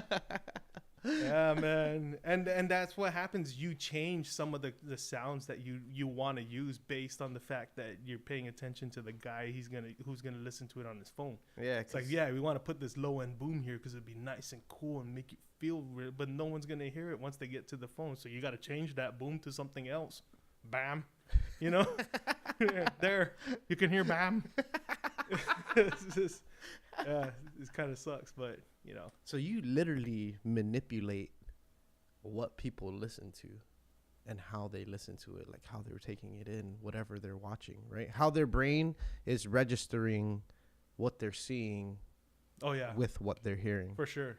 Yeah. For sure. And that was one of the things that I introduced to at the workshop too, was kind of like differentiating with what you physically hear right now versus what you're looking at and what you think you should hear. Yeah. You know, do you think if someone hears something different off of what was going on long enough, eventually their brain and their brain was like kind of sync them up? Yeah, like psychoacoustics. Okay. Yeah, that's a thing.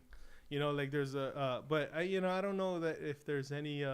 I'm sure there are stories out there, and I feel like I heard one and I just forgot what it was. But like I'm sure there are stories out there about things of like sound designers putting in certain sounds or something like that to kind of like just like already make you feel scared. Not necessarily like the droney music or anything like that, but just some sort of like hidden frequencies that's gonna like start messing with your brain waves where you're like, wait, how come I need to pee? You know, and you just you had no idea what's going on.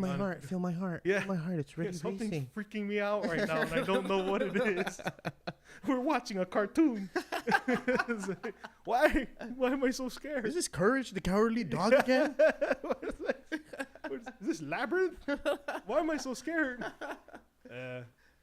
But yeah, I'm sure there's stories about that. But no, I mean, essentially, like we as the sound community, our job is to control what it is you are listening to. And you, as a sound designer, you know, you're there to help enhance the story, you know, with sound, like the design of the sound. And as mixers, like we're there to like basically control what we think you need to hear at certain points to help you make sure that the story doesn't get lost. Things like, you know, it's just like that. It's the same with music, dude. It's, you know, same concept. Yeah. Idea. Yeah, but different. Sure. And people just don't they don't realize it because, you know, like I said, our job, it's like hidden nuances, right? Yeah, for sure.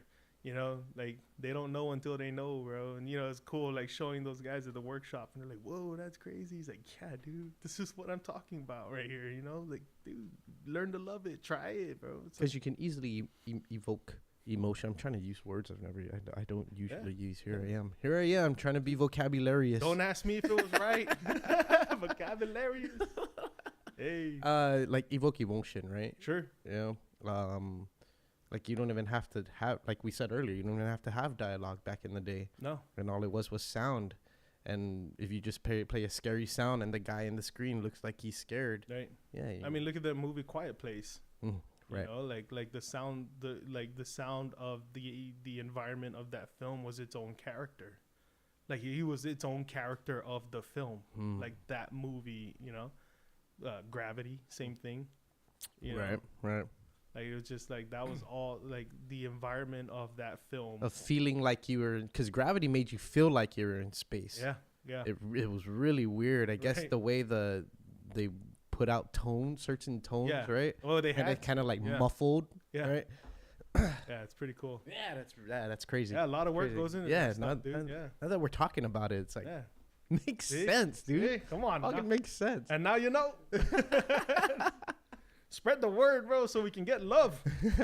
Nobody loves the sound guy. That's why we're at the end of the credits. Come on, like man. Literally right at the end, right? It's like dude. Name and then the symbols. It's like, dude, if it weren't for Marvel, no one would care about us, bro. Now you have to wait. You have to sit through all of us, and then you can watch your next scene. So is it so? I'm trying to think of major Sony pictures that have come out. I know they do a lot. They just finished Spider-Verse. Okay. Yeah, that was Sony. Okay. Yeah, that and then the Holmes and Watson. That's another. Okay. Yeah, I heard of that. Venom was a Sony film. So yeah, they got some. They got some good stuff. You got some stuff in store for you. Yeah. There's a few movies next year that I know that they're gonna work on. That I was like, oh no, I can't say anything about it. But I was just like, oh, what? That's it. I want to tell my wife. I'll tell her. So how many movies do you have like total under your belt? Oh man, I don't know. I haven't really counted it. Yeah. But a lot of the movies that I've been working on, like I said, were sort of on the indie film side and straight to DVD things. I used to do a lot of work with a company or a production company called Universal 1440. They're just like a section of Universal, the studios. And what they do is they do a lot of these, you know, home theater type movies. So the first project I did for them was Honey 3. Yeah. Just was Honey, yeah. Okay. I did Honey 3 with Cassie, Diddy's chick, and then I did Honey 4. What else I did? I did Tremors 6. Tremors is fun, dude. That movie was a lot of fun. Man, now that you're with Sony, you're never gonna watch movies, huh? Yeah, because it's like, yep, seen that one. When it had no sound. It's funny, like I always say, as snobby as this makes me sound, dude, is like, no, it's okay to be proud of what you do. No, well, but I only go to the theaters to watch movies that I want to hear. So like if there was a movie that came out that was like, you literally bird box yourself out, you put your blindfold on, all you're doing is listening to the movie. No, like if it's something like that I know is gonna have some like really, really intricate sound work, then I would watch that.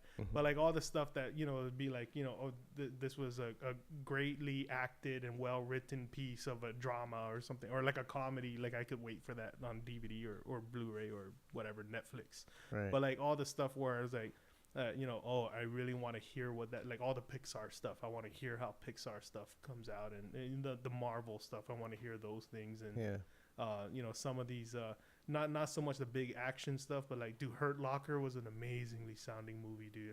That's one of my favorites in terms of like how that one sounded. So what does your sound system look like at home? At home? Yeah. It's nothing crazy. I just have the Sonos play bass. The set like a sound bar or something? Yeah, well, it's a bass, and like it's built so that it can actually withstand the weight of your TV. It's cool, like the Sonos products, like those guys. You know, not to plug, but you know, hey, pay the man. No. Pay the man. Pay the man, dude. Come here, Sonos, dude. You guys got money, don't lie. But they tailor to, you know, trying to make it, you know, great sounding thing, but they are also very like weary of making sure that the wives are okay with it. So they make it like low key, so you know, like we're not blend in with the environment. Exactly, dude. Their subwoofer literally looks like a vase, or like it looks like a piece of furniture, dude. Like not a vase, but like it looks Like you can put a picture frame on top of it. Exactly, dude. Like it looks like you can stick that in the living room, and everyone's like, "Oh, that's a very interesting piece. Is that your table for your flowers?" It's like, yeah, that's my subwoofer too. But no, and they're cool. And actually, I got that system because of working on the Defiant ones. So like I actually didn't buy it. Like we started working with Sonos directly on like testing systems and giving them notes and things like that. And they're just like, hey, here as a thank you. It's like, oh, dude, hell yeah, bro. Anything else? What else can I do for you guys? What did you got back there that I can do for you for something like this? Oh, wash your car, bro. What do you want, dude? What do you want? Anyways, yeah, that's fucking awesome, man. I think that, you know, with you going into the big stage now, it's might change your world in a way, and you may be doing more workshops when you come back here. We'll see, man. Yeah, and give you the opportunity to come back here more. Yeah, I mean, the thing is, like, my wife and I, ever since, for like the longest time, we've always decided that we would try our best to not go more than 2 years without coming home. And there was once where I went 3, and that was it. Like, other than that, we've never gone more than 2, and a couple of times where we've gone home every year. And so, you know, like, we're still going to try to do it. Now we got kids and they want to see their cousins. And so like that changes everything. Yeah. So yeah, no, I mean, we'll be coming home.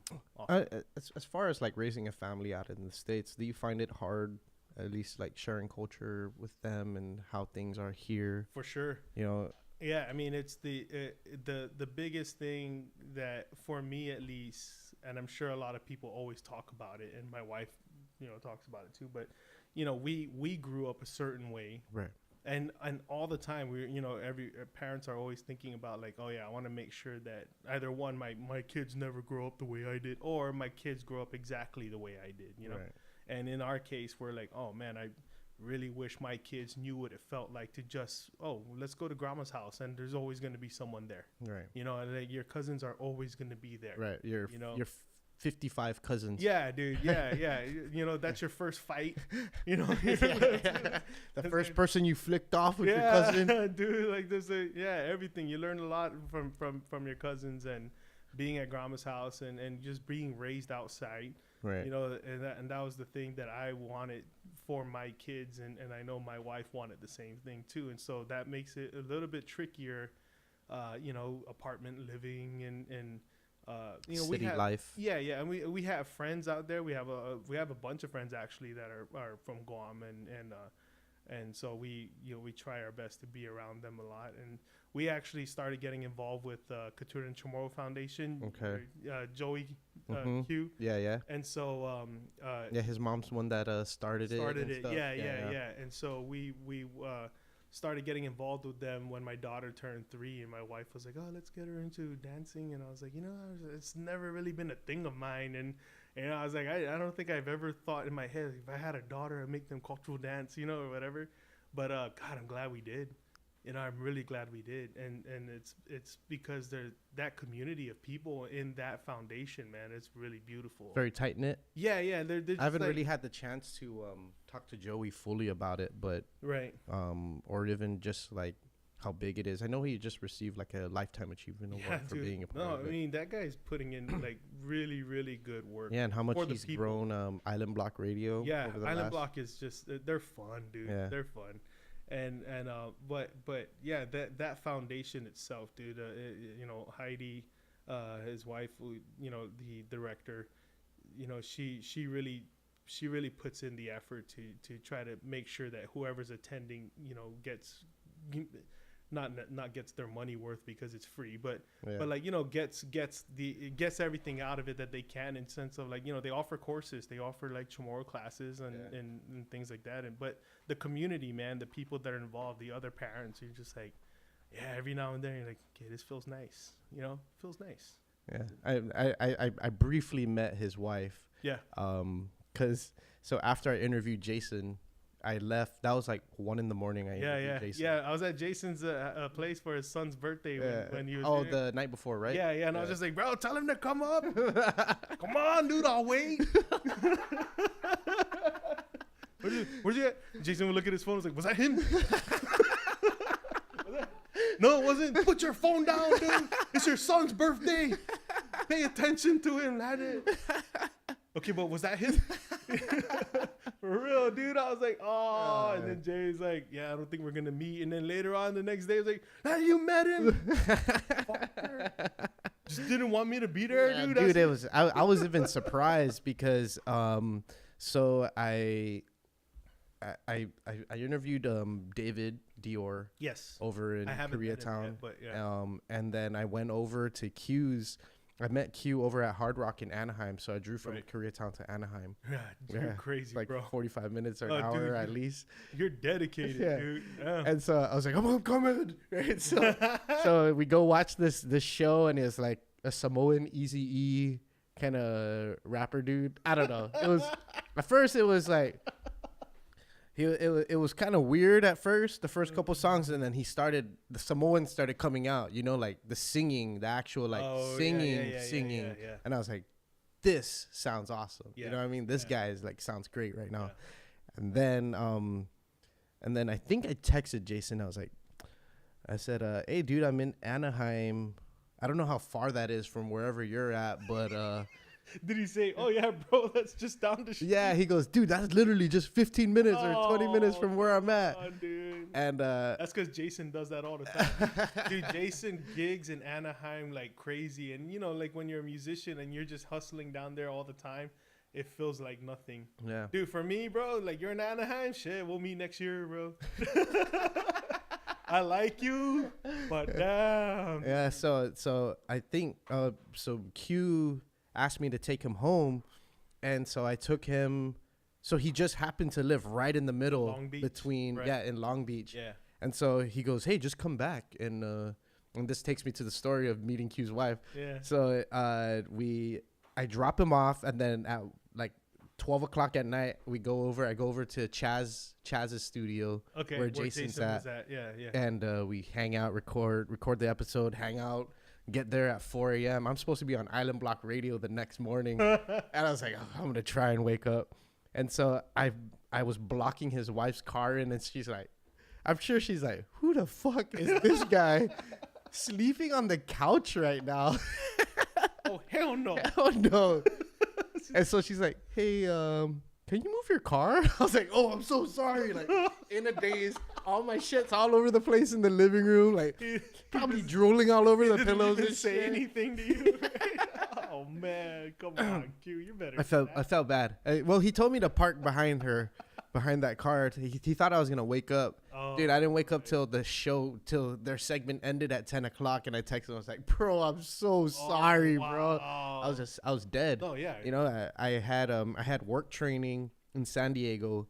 I drove from San Diego up to LA, to Koreatown. Took me like 4 hours. Yeah, I don't know what you're doing that for, bro. Well, I was trying to get these interviews done. Sure. That's what Skype's for. That's when I'll accept Skype. I was even like needed to pee. I was like, oh fuck, I need to pee so bad. Where's this exit at? Dude. And it was awesome. I mean, it was all worth it. It was all so worth it just to meet David, drive down, go hang out with Q, go and then go to Chaz's studio and listen to Jason's new shit and sit in we were sitting in an actual studio, like recording the podcast with the recorder right in front of us. And it just, it was all worth it, even though I was dead tired. Yeah. Had to text Q. I was like, bro, I'm so sorry. So you ended up not on Island Block. Yeah, ended up not on Island Block. Yeah. He even texted me like 3-4 times, like, hey, bro, you coming? Are you coming, bro? I was like, fuck. Couldn't even wake up. My bad. Bro, had no idea. Yeah. So Q, I'm so sorry. The next time we will do this. Yeah. Yes. Yeah. So culturally, right? Yeah. And also on that trip of just doing podcasts, I did one with Joe Dancy up in the Bay. I heard that one too. Yeah. Right. And so it's like there's this big disconnect that's still happening and going on, and culture, especially culture here, definitely changing every single day. It feels like, you know? Right, It's always something different or something new, and it's almost like the culture here is less perpetuated than it is out in the States, just because there's that certain want to be around it. Exactly. Yeah. I mean, Right. there is this big. I mean, I feel it now. Like, it's funny. I always talk about, you know, coming home every other year or something, you know, and every time I come home, I meet up with my same boys from day one, dude, and we never skip a beat, dude. I'll, you know, cut grass if I have to, just because then I feel like I never left. And, Right. But there is, man, a lot of the times the community out there, you know, they want to be a part of what they remember, and they want their kids to feel the same thing. Yeah. And that's what I'm going through now, is I want my kids to make sure that they feel the same way I felt when I was growing up, except without the backyard. And so, you know, FaceTime and all of that, and trying to be around as many similar, you know, culturally similar people that we can be with at times, and cook the foods and whatnot. Right. But I mean, it was funny, like, dude, when I first moved out, you know, I'm from the South, right? Like, from Santa Rita, from Agate. You know, I've lived in Agate forever. I've lived in Santa Rita too, and I went to Southern High. I was, you know, one of the class that actually we started as freshmen, so we're the first ones to go the first 4 years of Southern High. Yeah. And so it is like growing up. Me and my friends joke about this all the time. It's kind of like we almost, it's almost as if we suppressed our chot. You know, because they like, hey, dude, you want to find a chick, you can't be shy. Yeah, like, yeah. you know, it's like, you do put your shoes on, take your Zoris off. Like, you know, it's just we do No slippers with jeans. dude. I'm serious. and so there was this thing where like you just, for some reason, you felt like you had to suppress it. And there was I mean, dude, I have a story that I won't really get into too much detail with, where me and some friends had to go and defend another friend who was getting picked on for being chot, or not being chot, but like being from the South, Right. you know, at his school, at his high school. Okay. And so I was kind of like, all right, we gotta go, dude. We're gonna go let these guys know what's up, dude. Yeah, but yeah. try not to use the word dude while we do it. I mean, and so we you know, like we suppressed it, and not everyone did, but I'm just saying, Yeah, like, yeah. there's some people, like, we felt like we did. Well, it And had that weird connotation, or like stigma or stigma, something. right? And like, I don't right. even know why it did, because then you go deeper south, and like the beauty of the people down there is the culturally, like, the chotness of them, and you're just like, this is amazing. Well, around that time, it was also Malfunction was coming out. Sure, right? and he made but he made it was funny. Yeah, well, yeah, and it was kind of like yeah, it's stereotypical too, right? Right. Like But- a generalization of what maybe a chod would be like or sound like. Yeah. But it was funny to me that like that's what we felt. We felt like, and I remember at one point, like, hearing people like, oh wow, you're from the South, and you know, just like, oh, you know, trot, whatever. But then I got to the States, dude, and like in Arizona, just like in the people that I met, like the friends that were there, and like looking around, I was like, and now how come everyone's chot? Like, what is, hey, bro, do you better thank me, okay, for making this okay in your environment right here, right now. Get over there now. Kiss my hand. But no, dude, it's just, and then, you know, it dawns on me, is like that's why. It's because that's, you know, that's how they feel as part of being something. I mean, dude, like, we are, you know, we're what's the word I'm looking for? What was the word I used about it? Like we're different, man. You know, we're different people. We're Pacific Islanders, but everyone thinks Pacific Islanders, they think instantly Polynesia. Right. And we're not. We're Micronesians, right? And we're Chamorros, so we're different. And that makes it even cooler, because everyone already thinks we're cool because we're Pacific Islanders, and like, oh my God, dude, you guys, the hula. Right. And we're like, no, not at all. But then we're like, we're Micronesians, so they're like, oh, what's that? And then we school them, and now it makes us feel like, wow, this is really cool, you know? And so, you know, I think there's this thing about making sure that we announce that we are different Yeah, well, the pride goes up, right? Right, exactly. Yeah, It's and, like- and for the I mean, longest- shit. When I was out in Arizona in Tucson, I used to wear a Sanahi. You know, it's like See, that's no. little fucking wooden Yeah. Sanahi that I bought for my uncle who There's- carved it, dude. I don't and know. it's There's like, certain things that I can't like the biggest. I guess the loudest thing that I've ever had. I mean, I got like a couple of show your roll shirts, but I got them from my cousin. you don't But you don't like, wear the big no, dude, I can't. the big I can't. spondylus necklace, I bro. can't, bro. I can't. I think the loudest thing that I have is I had an Obascoba sticker on the back of my truck, and actually, and not only that, but I drive a '99 Tacoma that I bought since I was in Arizona dude, in 2003. So like that's still my truck, bro. That's as loud as I get, bro. But like I think for me, like especially like with the Sanahi thing, man, I personally can't do it. I can't go out and buy myself a Sanahi and wear it, and it's only because like the understanding of how like my dad explain like I mean I learned it in school, but Right. like my dad would I can just hear him every time. A lot of the things that happen, I always just listen in my head. It's like, oh, I can hear my dad saying this, and the one thing I will always hear is just like, why are you wearing that? You didn't earn it.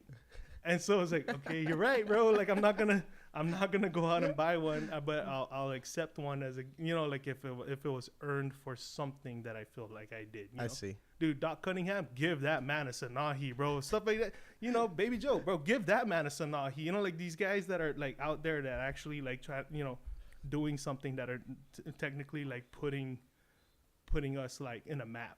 You're doing whatever. that. No, sure, but like I'm not gonna go buy my Sanahi, bro. That's not, my dad, dude. I'm telling you, bro, rolling in his grave.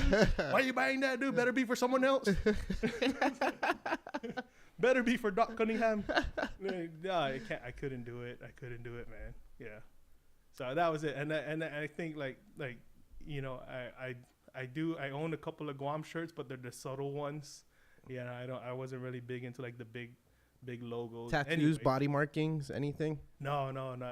It's just like I don't know. That hasn't changed in me. Like I am super proud of who I am and my culture, and I talk about it all the time when I'm out there. With people that want to ask questions, I'm like, oh hell yeah, bro, you got a day. I'll gladly talk to you about my people. But like I'm super proud of that. Are But you like, hungry? but it hasn't changed like the shirts that I wear or anything, because I've never been a big fan of like big logos or anything like that. Right. Yeah, I don't know if I even have a Guam flag. Like, I'm sure Hanging I do. up or anything like that? No. I mean, I know I don't have one hanging up. I have flags, but I don't have any like that was in like up in my living room or anything like that. But that, not to say that that's wrong.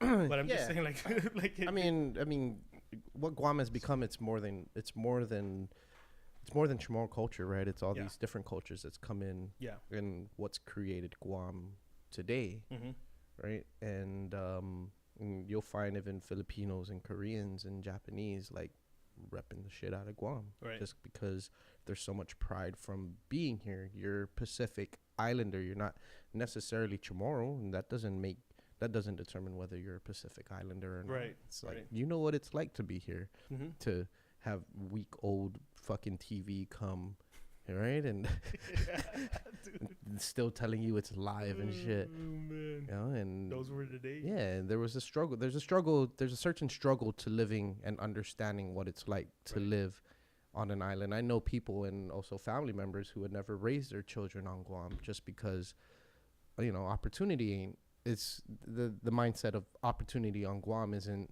where it should be, or is conducive to provide a guarantee that my child's gonna do great in life, right? Yeah, I hear that a lot. I mean, for me, the way I look at it is, I think the idea of the opportunity of what Guam can or can't provide is just based on its location. Dude, it's like, it's the same as like, there's small towns in America, man. You feel like, whatever, like they feel like there's no opportunity here, and what do? They drive away. Like, that's the problem, is you can't drive away from here. You literally have to fly. So it's easier for them, because they're just like, oh, just head west, young man, and there you go. Right. Now you're in the land of opportunity, quote unquote. But it's all, I don't know, dude, it's all relative. Yeah, I mean, and we're in a region where we're the biggest.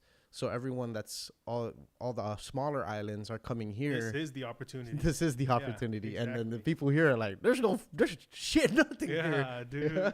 No, it's weird, man. Yeah, it's definitely weird. And it sucks too, cause like, well, there's this saying that I always like to use where it's like I hate the fact that I have to call going home, going on vacation, but I love and I'm super proud of the fact that I can call going on vacation, going home. Because I never heard that before. Well, I mean, I coined it.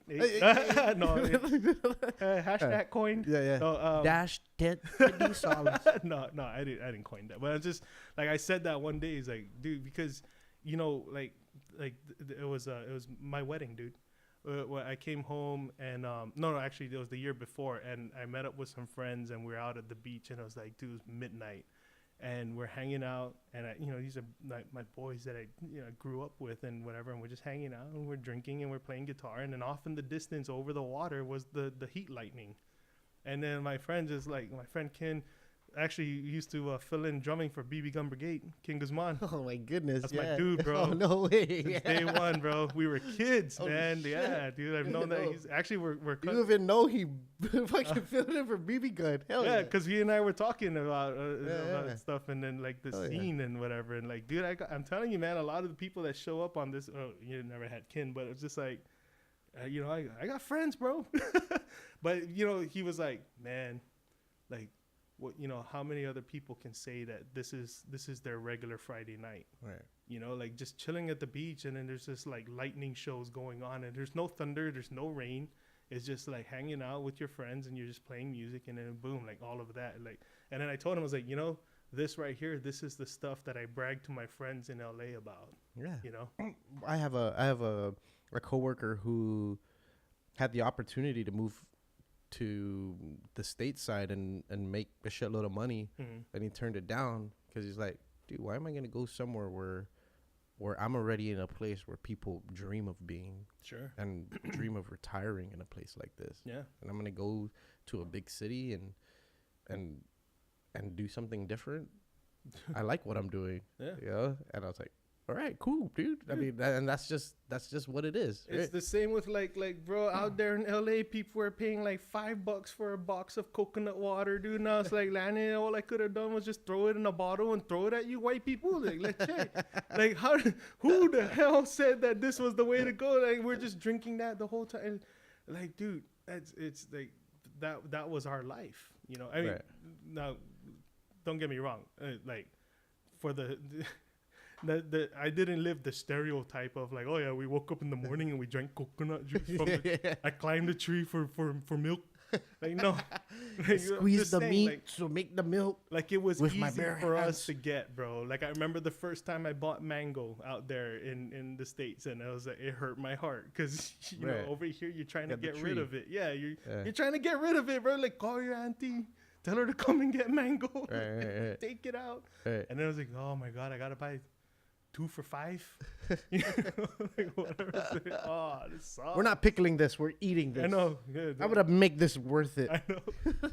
My wife gets mad because I'll buy mango, dude, and I'll be like, yeah, it's for the kids, and then they never get it.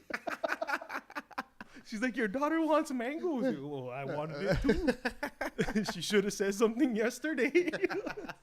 Hey, just her fault, isn't it? So you don't offer them? No, man, it's expensive. Yeah. It is really nice to hear that, people still, I mean, think about, it made me think about the Liberation Parade. Liberation Parade here is dying. That's what it looks like. It's dying, dude. It's like, it's not what it was when I was still here. Yeah, I mean, dude, just 10 years ago, it was like the thing to go to, and everyone's like super excited about being a part of it and camping out and going to the carnival and all that involved. And now it's kind of just like people are out to stay home and not go to it, not celebrate it. But you see, like, I've seen a post on more people on Facebook, and they're having like huge events in Texas, bro. Nevada, San Diego, dude. It's no joke. Yeah, it's no joke. Yeah, and they have like village fiestas and shit out there. It's the like, same as it's crazy. It's the same almost, dude. Like you've seen Talent Town. Yeah. Yeah, which is really, really good. I thought that was done well, and I've had my conversations with the Munoz brothers about it, and and a lot of the points they were touching up on there is very, very true. And one of them, I was actually I forget who I was talking to about this, but like, dude, I remember here when I graduated, and DUB were like, they were the shit. So they were everywhere, and I've seen them, out in the clubs a few times, and the one place that I've always saw them were when they were there at Sam Choi's. They used to do Sam Choi's, and when they were there, it was acoustic, right? It was just like 3 of them or something, or 3, 4 of them, and they were just, there was no drums and whatever, and they would do it, and they would kill it there, and like the people were responding. But then I remember a couple times I went to Chameleons, and like, Chameleons, holy shit. Woo, throwback. And I remember being at Chameleons, and I think that's even older for me. Yeah, I think so. You're still in middle school. Yeah, definitely heard of it. I heard of it. Yeah. But I went there a couple of times when they were in it, and they were, like, they would perform, and there'd be like a couple people dancing on the floor, and then they would take a break, and the DJ would take over, and then the dance floor would go nuts. Right. And I was like, wow, that's interesting. But at Sam Choi's, I guess because it's acoustic, it's small, it's intimate, it's like whoever's there, they're having fun and whatever. But dude, in the States, shit, you couldn't get into a DUB concert, bro. Really? Like, dude, it was just, it was packed, man. And like they played at the Hawaiian Gardens casino, and like I went to that, and that was a full house. And they played at a bar in Torrance, Dano's, and that was a full house, dude. And I was like, everywhere you went, it was a full house. And it's just because like everyone's just trying to draw to that little bit of that was thing. their connection to Guam. Yeah, and so like it felt like whatever was happening, it's kind of like that, like the liberation where it's like I don't know if the word is they're getting tired of it. I don't think that's it, but or maybe it's just like whoever really was involved and it just left the island. Who knows? Right. But it was kind of like it's the organizers, like maybe. Yeah, because like when you're out there, we don't do it all the time. Well. I've never been to a liberation like thing, but I've seen people post about it, and I was like, "Damn, dude, that's like, a party, bro! Damn, look at that spread, dude, it's fandongo." But it was like I think that's what it is because they feel like, oh, this is what I used to do, and like let's go be a part of it again. You just get that little bit of whatever, dude, nostalgia. Yeah, which is also kind of weird because then every time I go to those, I'm just like, nah, this is not nostalgic at all, dude. like hanging with my boys in the back when okay, yeah, that's nostalgic, but right. Yeah, I don't know, it's weird. Yeah, I think it's complicated, and I think a lot of Guamanians and Chamorros are still sort of sorting out that identity, issue. Because now we have like generations of Chamorro kids who now will never experience, maybe possibly never experience, being here. And right. You do currently have kids who grew up into adults who are adults now who have never been here. Yeah. And like are like literally what Joe Dancy said, people are starving to know what it's like to be in the homeland. Yeah, right? Dude, his podcast was brutally honest. It's brutal, bro. Yeah, I thought that was. I was just changed my fucking perspective on stateside Guamanians. Or and it was interesting, like hearing that point because like it not only was it honest, but he was honest about it. Like the way he delivered, like saying like, yeah, well, this is how I grew up. Right. It was like, well, shit. Like the only Chamorro culture I know is 1980s Chamorro culture. Yeah. The last time my mom was there or some shit. Yeah, right? Exactly. Yeah, which is very interesting because there's a lot of people that are like that. Dude, I was saying about my son. My son's 3, my daughter's 5, and I was like, we are the diaspora now. Like technically I'm stateside. And so like my son is the stateside cousin that comes home once in a while, and everybody visits. And then I was like, what sucks is that, damn man, I gotta make sure that I take care of Lucas because dude, he's gonna be that kid that's gonna go with his cousins to the basketball court and get checked. Because, there's going to be guys that are going to look at him and say, dude, who's that kid over there? That white boy, bro? He thinks he can dribble? Shit. And, and you just... And that's my cousin from the States. I know. My wife was like, well, were you one of those kids that checked the people from the States? I was like, No, but I knew the ones who did. Okay, well, I'm just saying, like, dude, like this is my reality It's now. a crazy cycle. Yeah, Yeah. but it's like that's my reality now. It's like as much as I want to pride myself about being like, oh, I never left or whatever, and you know, having all my friends and my family still here, and my wife having all her family. Like at the same time, at the end of the day, dude, like our zip code is 91607. It's like Yeah. that's just we are now the diaspora. Yeah. You know, and I'm like sure I'm doing stuff with Guam, but it's not on Guam.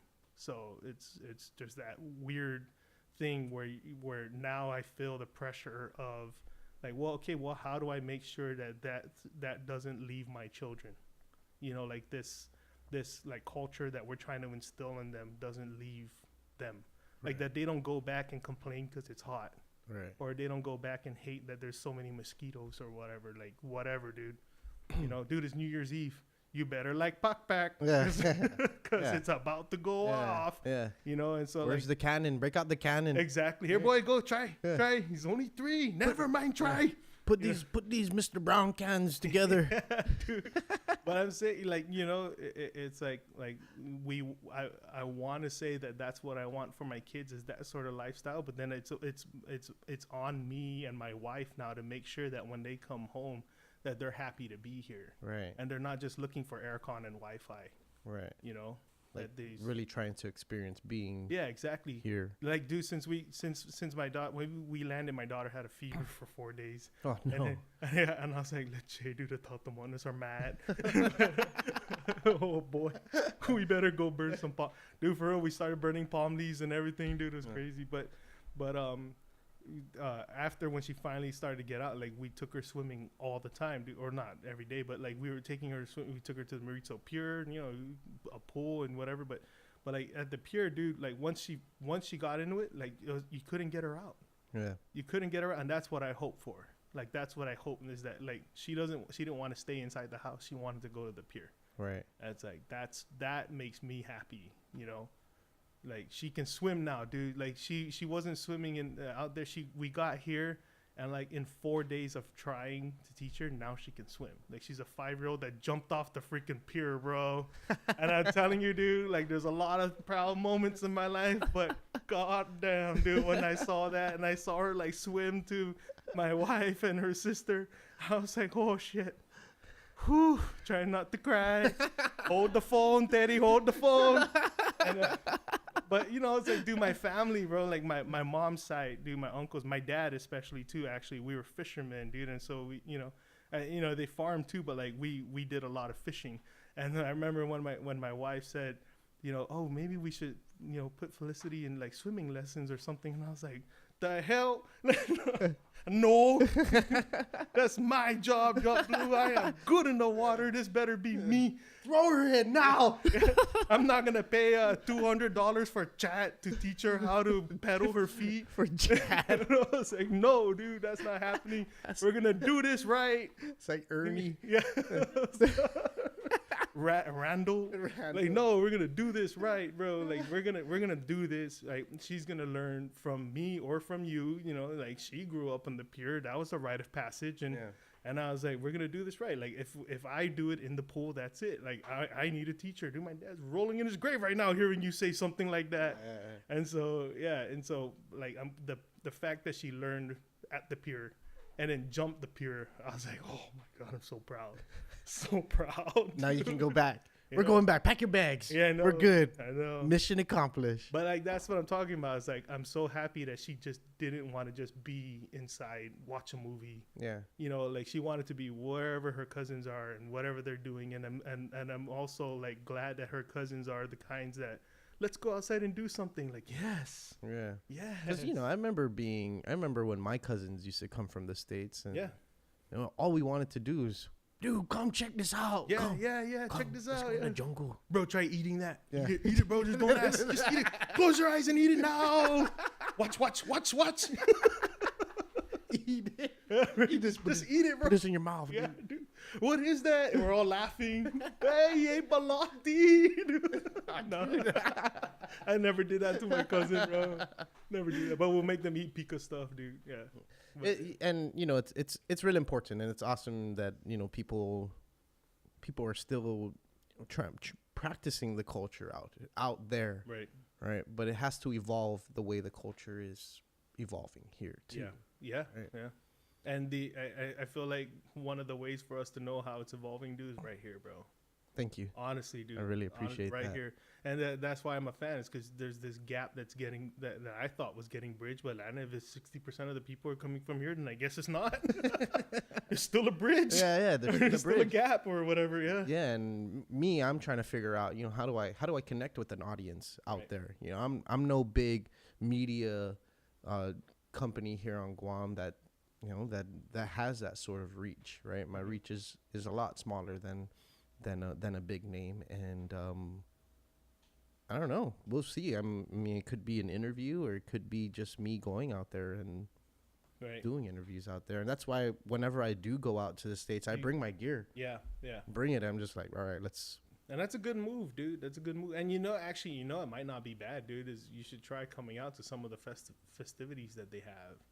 You know, every like March in San Diego, there's a Chamorro Cultural Fest, you know, and again, it doesn't have to be Chamorro, but like there will be a lot of them there, right? You know, a lot of people from Guam and whatever, and the Marianas and stuff, and you'll be surprised, like the people you run into, like that are doing like movers and shakers. That's kind of like really, really cool to see that these guys exist. You know, Felix Sablon in San Diego from Islander Elevation. Right. Yeah, I met him, and the whole time I was thinking, I was like, "Fuck, I should be recording this right now." What the hell am I doing? He's a good dude, bro. He lived right next to my Nina, bro. So I've known him for a long time too. Yeah. And it's, dude, you'll be surprised, man. And I feel like that could be a good step. You know, just show up to one of those, but let them know you're there. Yeah. You know, don't just say, hey, we'll walk through. Hey, go in with the flag, bro. Go in with the flag, bro. Master random. Hey, back here, guys. Yeah. And then see who flocks. Yeah. You know, hey, I'm a fan. Yeah, dude. There's, man. I was actually talking to Joey Kanga Q about possibly trying to reach, you know, extend reach with Island Block, you know. Yeah. But you know, it's gonna take some, right? I mean, it's gonna take some time to actually make something happen, just because this show is so unorthodox, right? You know, right.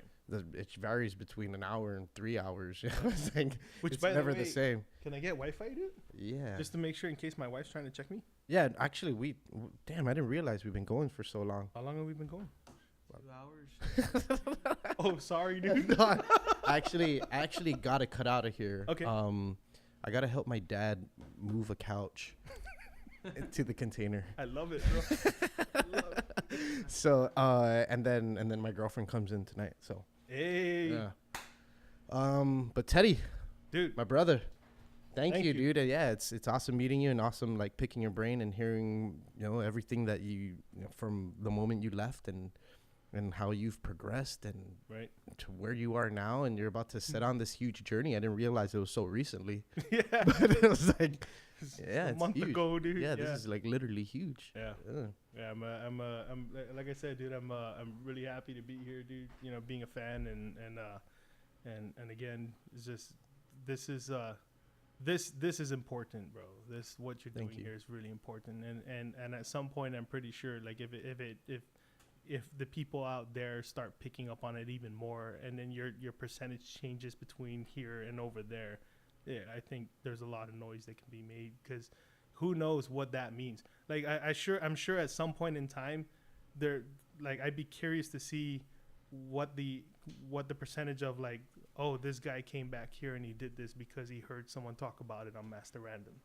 You know, it's kind of like, dude, I tell Jason this all the time, bro. I was like, when he came out with his first EP and he you know, he had his music on there, Luminosity, and the redo of Juices, and I was like, bro, he dropped that 2 years ago. I was like, let's we'll do the math, bro, and we'll see, you know, which babies came out, you know, or like I'm calling it right now. This is someone's wedding song right here, you know, like I would say something. So like I'd be curious to see later in the future, And I don't know how you're gonna keep tabs of it, but to see like the person that's over there that says, well, shit, let me go over here and let me fix that because these guys talk about it. Right, right. And that's the gap. Like that's the bridge that you're creating, you know? Yeah, thank you. And it's cool because just this past summer in July, someone who I've been in contact with since the beginning, since I started doing the podcast, his name's Jay Castro. And he's out of the Bay Area, lives in Oakland, I think it's Oakland.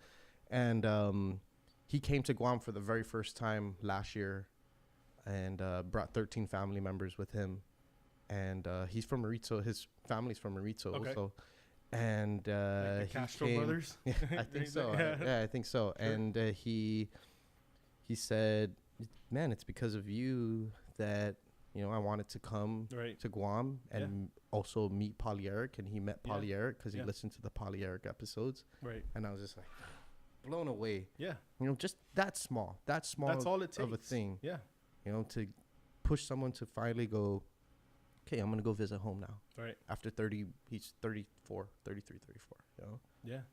And that's born and raised out there and, you know, now wants to come back more, you know, and give back. Sure. Right. So, you know, look at the musicians that are just like, you know, wondering about the musician scene here. And then they just hear like the John Dank and the Freddie and those episodes and whatnot. And, you know, they're just like, oh, well, it can be done, you know? Thank you, bro. I really appreciate those words. You want to put out anything before we cut out of here? The floor is yours. This is like sort of my like thank you. Well, I mean the workshop's over, so there's no plugging that.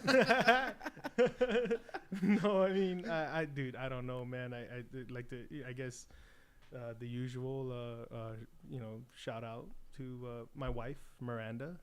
She, you know, I'm not here because or without her. Like she holds it down, man, and you know the LA scene and the industry itself can really test a man and test a family and whatever. And it's if not for her being super supportive and whatever, this doesn't exist.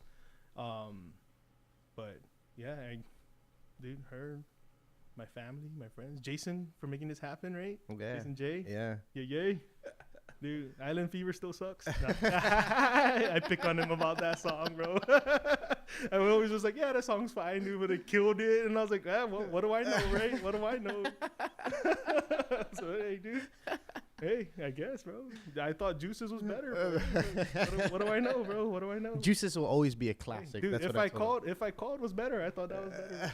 Wait for his next album, dude. He's got some gems. Yeah, dude. He let me listen to one of them, and I was just like, holy shit. If he lets you listen to the one that I keep raving to him about that I think is gonna be his next hit, then that's the one.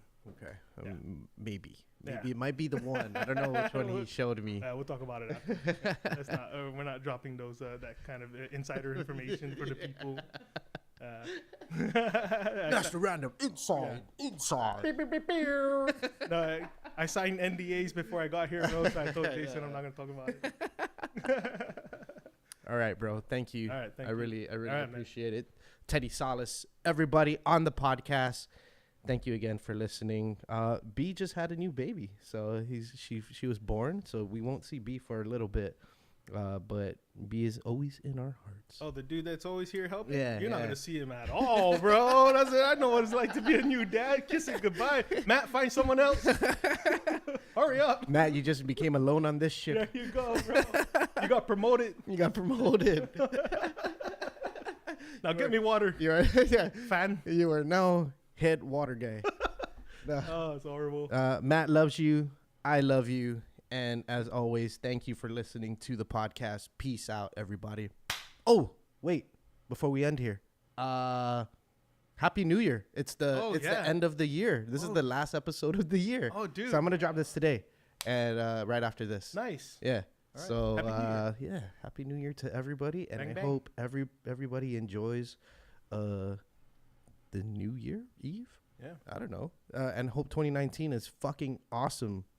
Because I plan on having an awesome New Year's Eve. We got some plans for Master Random, and we hope that it's going to unfold as it should.